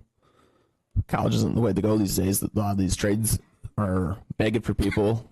They got all these baby boomers retiring and no one to fill the spots with. It's a good chance for that. I'm in blue collar work myself, in the refuse business. There's more of that too available for young people to get into. And then, yeah, these security cameras. I don't know why there would be an issue. I see price, trying to save money, or you don't need that high-tech fancy, but get something now, especially with election time coming up, that you need to protect and keep the integrity in. Thank you. Thank you for your comments. Any more comments?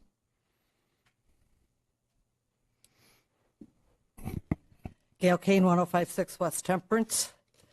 At the last meeting, off camera of course, Mr. Peroni suggested I run for supervisor. This isn't the first time he suggested such. It was back in 2016 when he did. And I asked why, and he replied that I could have power, like he did. I asked what power he had, and he replied that he could do what he wanted, when he wanted, how he wanted, and to whom he wanted to do it to. Trust me, I have no desire to be, but this isn't how I would do it if I was a supervisor. I also have a concern, and some of you have been made aware of it, and it's not about anyone's viewpoint on a subject, but I'm voicing concern with electioneering, which is where an elected official is using comment time to tell us how to vote. If I properly understand the communication I have from the Secretary of State, this isn't allowed. And if this is indeed correct, then I expect that this action would stop promptly and immediately. As to the security cameras, I do have concern over who's going to have the control. I don't believe that it belongs in one person's office. And I am concerned that things can be deleted from what I saw on that video. And the other issue would be is the sheriff should be helping with some of this. They got ARPA money. And I think instead of fobs that could be lost or shared, that we need to put number locks on the doors. And it's too bad if this is the same system that they haven't taken care of the system that we now have, because that's what we were just told. This is an upgrade to the current system. So they have promised us that this is going to be an upgrade. They should have taken care of us in the past. Thank you. Thank you for your comments.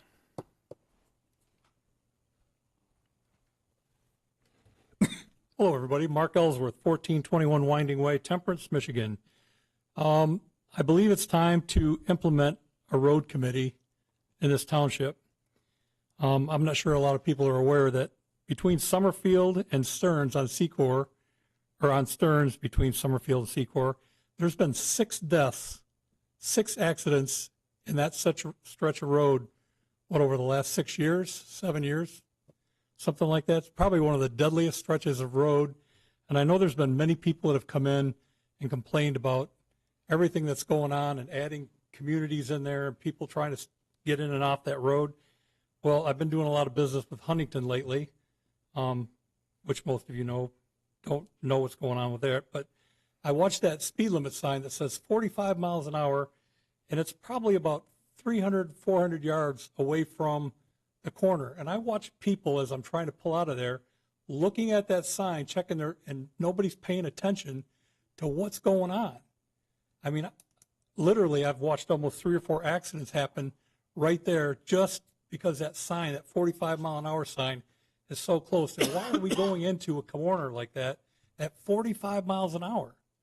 The sign on the south end coming north towards Stearns is kind of farther back, and that's okay. The one coming in the other way north towards Stearns is, I mean, everything is happening right there so fast that everybody's watching those 45 mile an hour signs, and you just see people slamming on brakes. It's kind of crazy.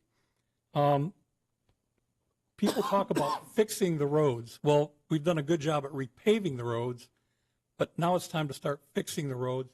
And like Lamar said, there's money available. Maybe we should look at widening that road, widening Secor coming in. Just my thought. So Thank you. I know Thank you my for your time's up, but comments. thanks. Appreciate it. Any more comments? Okay. All right. Commissioners' comments, Mr. Bruning? No, nothing to add. Everyone have a good weekend. Michigan's on a bye this week, so other than that, nothing for me. Weekend? It's Tuesday. Yeah, Tuesday. Got to get through the week for the weekend. That's what everyone looks forward to.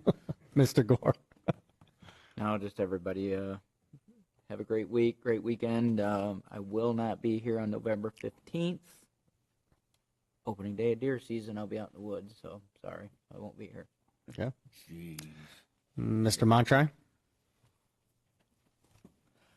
Yeah, I urge every resident in this great state of Michigan to vote no on Proposal 1, to vote no on Proposal 2, and to vote no on Proposal 3. Each one is more garbage than the last. That's all I have. Okay. Mr. Steiner? Just a few things here. First off, I want to clear the air with the 3 full-time officials here. I have had numerous conversations with all of you over the years, on the phone, in the office. I will say Mr. Peroni tried to call, but he called me right in the middle of a work day. He didn't leave a message, so I didn't reply because I have no idea what the message is even for or about. I had a pretty good idea because it seems like the 3 full-time officials pushed everything on Mr. Miller to get a hold of me to try to stop the progress on what I was working on this project and tracking mechanism for ARPA funds. So if anybody else could have called me and tried to discuss it, Paul, you could have said, hey, Rick, call me. I want to talk to you about the file, et cetera, et cetera. And I'm willing, anybody who wants to take a 2-minute look at this big sheet after this meeting, you can come up and look at it from the public, and you can see there's no ill intent to any one of the full-timers. Nobody's trying to take your authority here. Nobody's trying to run the ARPA committee. This is a tool that I've been talking about for months, making the recommendations. And it seemed like it goes on deaf ears because I've also said, let's have a committee of the whole. We could have discussed this format. So you've made assumptions. So my assumption, of course, is nobody wants to listen about a committee of the whole. Do you think anybody's going to listen to me if I send this to the ARPA committee? I'm going to get the same result. And one of the biggest things, just like Mr. Gore, you talked about the security, and and Ms. Hershberger said October 20th, that's my date. Well, guess what? And you said that I put it on this sheet. Sure, I did. It was one of the ideas that I started with a while ago. But if we were using this tracker, we'd have known well ahead of time, and without trying to explain this whole sheet, there's a spot here that says what our planned start was and what our planned finish, and when we actually started the project and when we finish it. We could have had October 20th as Ms. Hershberger's drop-dead neat time for those cameras to need to be installed to be in compliance. If somebody's monitoring it, we could have said this a couple weeks ago and said, wow, you know what? We're only halfway to getting what we need to do to get there by October 20th. What do we need to do to escalate? And that's where on the far side of the sheet, you've got champions and you've got resources. So if we're behind on schedule, hey, you round the wagons and say, what do we need to do as a team here, as a board, to get this done? We obviously want her to be in compliance with election laws. We also need to be in compliance not only with election laws, but we need to take care of the safety, welfare of the township employees and the citizens coming in and out of this building on a regular basis.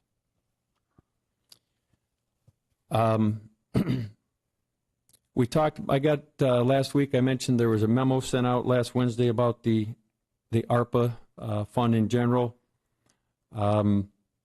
Said we've invested the money now into an interest-bearing account earning 1.9%.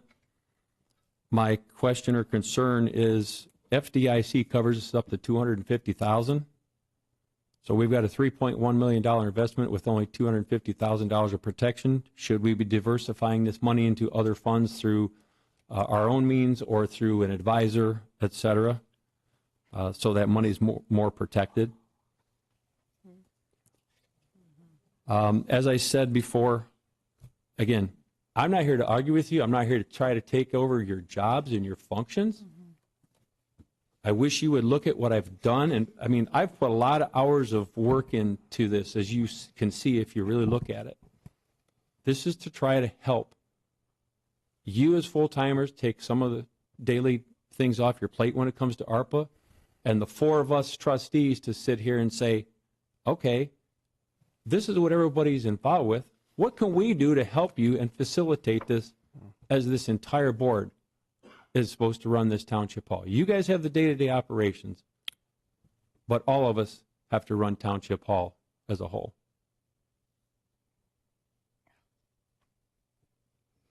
That's my statement. Okay. Ms. Janet? Mr. Miss? So, Rick, to answer your question, I am looking into ways with the ARPA funds for different investment opportunities. Right now, it's in that interest-bearing account. We went from a regular account that was earning no interest to this account that is getting the interest rate that we're getting. I am looking into other avenues through our investments that we currently have through, well, it's not John Hancock, but the other company we use, UBS. So we are looking at other avenues to do that. But other than that, with the funds, that's where it's at. And Appreciate you looking into moving those funds. Mm-hmm. Yep. I have no other comments. Okay, Ms. Hirschberger? Absentee ballots went out. If you did not give get yours as of right now, please call the office so that we can get you a replacement one. You will have to come in with your license to do that. We do have some sample ballots. We do not have a lot, but you can go online to the Michigan Secretary of State and you can put in your information and get a sample ballot right there online, print it, look at it, whatever you'd like. There was some question about the fobs that we're setting up. Those fobs I have a list of. They are to individual people. I can find out if need be who came and who went. The fobs all have different numbers and those are hooked to the person. So if something happens and that fob was used, we're going to go to that person, whether they loaned it out or not. That's the person that's going to take the heat for it.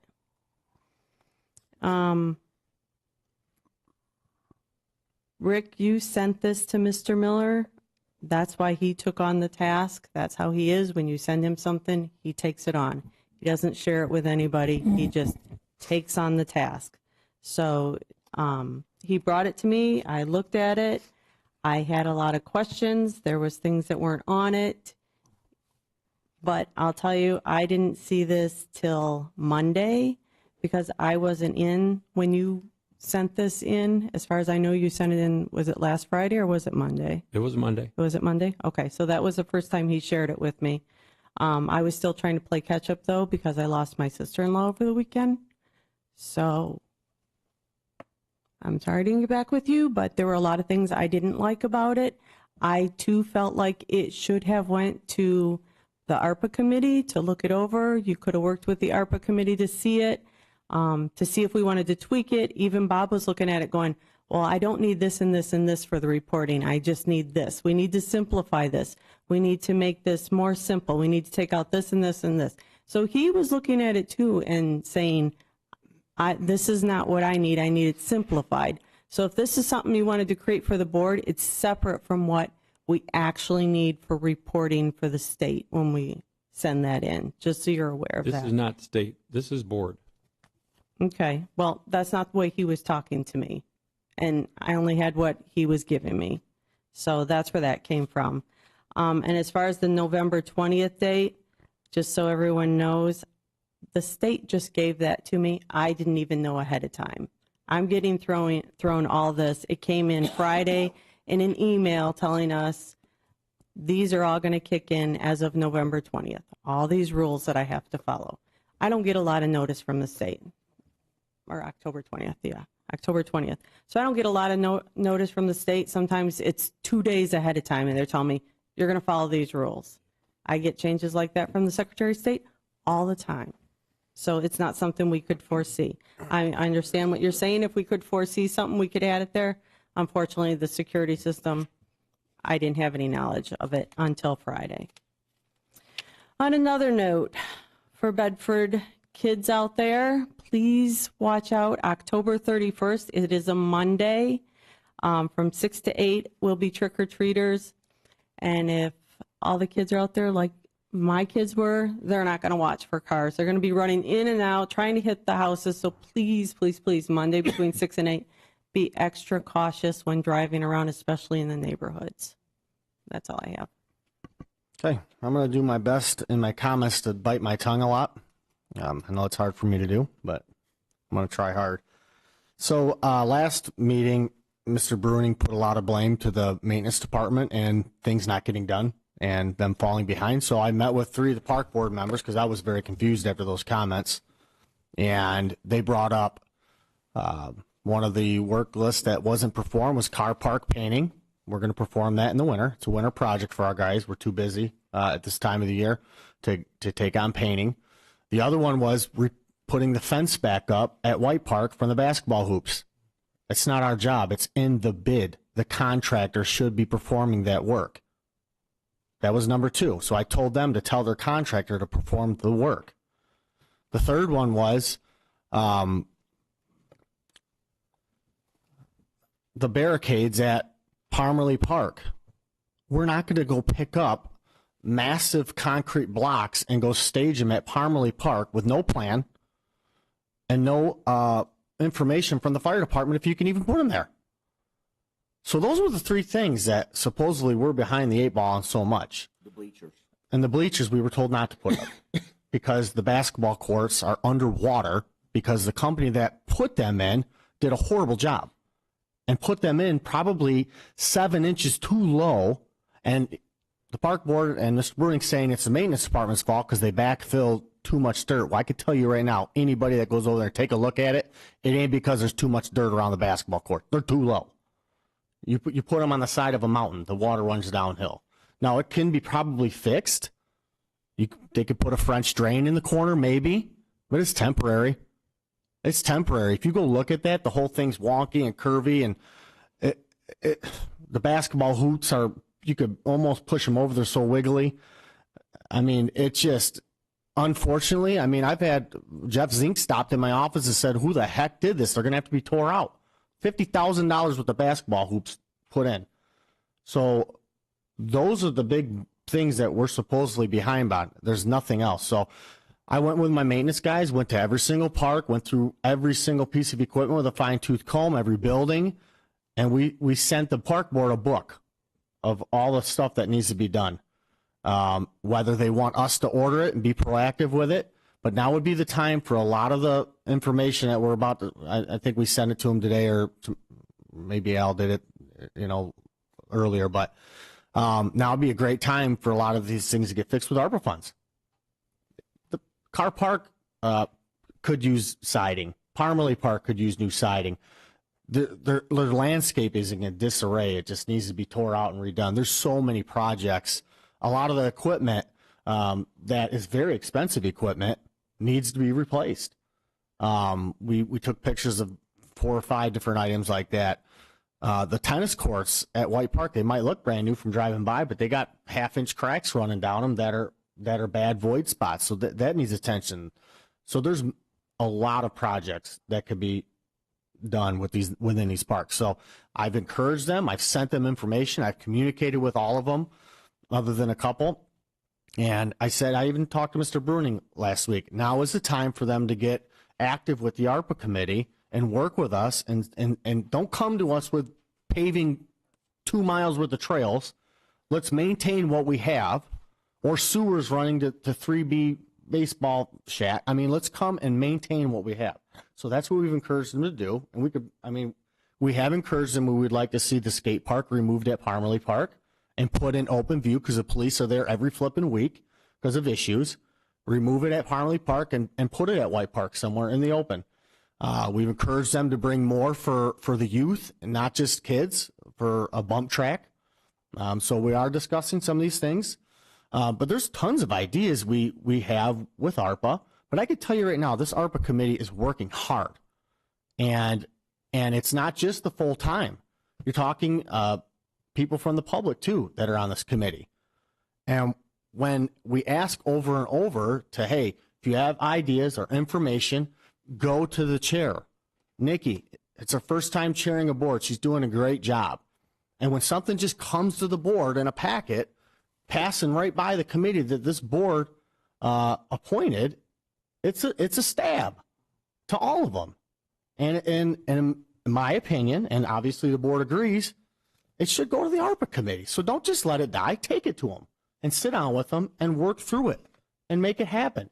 They might say, hey, Mr. Steiner, we're already doing this. Why are you doing this? Or they might say, hey, this is great. Let's work together and get it done. Now, keeping up on that, it's a job. I think we're reading into too much of what, as far as detail. I mean, somebody's got to keep track of that. Does Mr. Miller have time to keep track of that? Do you have time to keep track of it? That's line number 1. Project manager could be the ARPA consultant to manage it for us. And in my opinion, we don't need to spend thousands and thousands and thousands of dollars for somebody to say, hey, okay, you've spent $500,000. We can keep track of the funds we're spending. We're putting a sidewalk out front. That's moving on. We had a survey last week. We're spending the money. We have over 2 years left. We have plenty of time. We're getting our feet wet. We're understanding it. We're learning it. It's a lot to learn. And we're talking to the public. We've talked to the library. No, we don't want to spend money at the library right now. We have a lot of projects. We've talked to them. If you don't want the ARPA committee to tell the library no, and you want it to come to this board to tell them no, then tell us. But we're making the best decisions on behalf of this board as a committee before we bring things. We feel it's important to spend the ARPA committee on the parks, the township board, hall, and the public for sidewalks, safety, partnering with the schools on, some of these speed signs. So that's why we're telling the library right now no, and we're telling the park board no on some of their ideas they want with a dog park, and we're holding off on that and trying to be frugal with the money and do what we need to do right now in the community. And I do feel like once we get the sidewalk moving and we get some of these other things that we've put on our list, the security, the controls for this building, the sidewalk, and we're going to be probably pushing close to $1 million we spent already. That leaves us at 2.3. So at that point, if somebody else, we have ideas going of buying property for industrial use, like Pearl Albert Green did back in the day. We're looking at that. We're looking at the possibility of putting a different maintenance building behind the township hall in the green space because we don't own the one we have and it's falling apart. So we have a lot of things going. We're just trying to get moving. We're doing the best we can. But doing this, it just pushes us back because it's like we're okay. And you're saying we're all taking it the wrong way. Yeah, we're not. You are. You're assuming a lot. A lot of what you said tonight is assuming a lot of what you think we're doing. No. I'm speaking. Here, hold on. I'm going to throw my finger back up at you. Wait till I am done. Wait till I'm done speaking, and then you can, if you want to say something, you can. Yeah, but don't interrupt my comment time. Go for it. So, no, I am. You want it. You have to be respectful back to each other. If that's how you want it. Okay, I'm telling you. So sticking your finger up to me earlier isn't respect. Okay, so let's move forward. Okay, I think the habitat security is much needed. We've had many issues in this. I was told that I assaulted a gentleman 2 years ago when the camera showed that he actually laid hands on me. I didn't touch him. Had to get a restraining order. There's multiple things happening in this building. So Mr. Gore's right. We need to move on it. Do I think we need that, what he just showed? No. I don't think we need that. We need something that shows, when people are walking in and every area of the township hall that's being utilized. Because we have people that meet me out back when I go out and have cameras in my face, camera on the inside of our vehicles. And so we need to have cameras in the back side of it. So we, and back to the library, there's a few things that we could look at, but they are looking for a millage, and it's not something we feel like we need to jump on right away with some of the things. We are going out for bid right now for our parking lots, maintaining them, for crack seals, and for the cemeteries. We put a bid out to go competitive to the, hopefully we get a bunch of bids from that. It'll be spring work. We are having Mannequin Smith look at Station 3, the back of their parking lot, because it's just too far gone with what that fire truck has done to it. It's turned it into gravel back there. So we're going to have them do a little study. We don't just want to stick money into a parking lot and have a 100,000-pound, 50-foot long truck that's turning on it, doing circles on it, just rip it up again. We might have to put concrete back there. Yeah, we're not going to call the guys that put in the basketball hoop. So, but do you have something else you want to add? Yep. Oh, go ahead. So I want to throw right back at you. You said, I made a bunch of assumptions. No, that's your comment. I made a bunch of assumptions. I made no assumptions. If you want to talk about it, you need to think of what you said. You've made a lot of assumptions what this sheet was. And I'm going to tell you the biggest reason this didn't go to ARPA committee, this was recommended to this board to say, can we use this tracking tool as an important tool? We give it to the ARPA committee to say this is the process that this board wants to follow. I get it that I'm not saying nobody's working on things. My point is we don't have one document in one location that tracks everything. How much have we spent on ARPA today? You don't know that because you haven't asked them. You didn't ask them if they have a tool. But my point is, if I said, well, how much have we spent on ARPA today? What is our balance today? Somebody's got to go looking all over, try to figure. This sheet right here has the answer in a heartbeat. And again, this is for our benefit, because it's our job to use these funds for this community. Our benefit of using a tracking tool, and I've showed this to some professional people in our community, and every one of them said, and I'm telling you, I'm not going to say it's the perfect tool, but what I showed it to them and explained it to them, there's drop downs in some of these boxes, so all you do is to click, plug and play, and they said, yeah, I get it. You start here, here's your ideas, here's all the project, here's the quoting, and once you say yes, let's go ahead, now here's the tracking to the project timing to make sure we keep it on track and get it done. Okay. Motion to adjourn? Motion to adjourn. Adjourned. Moly.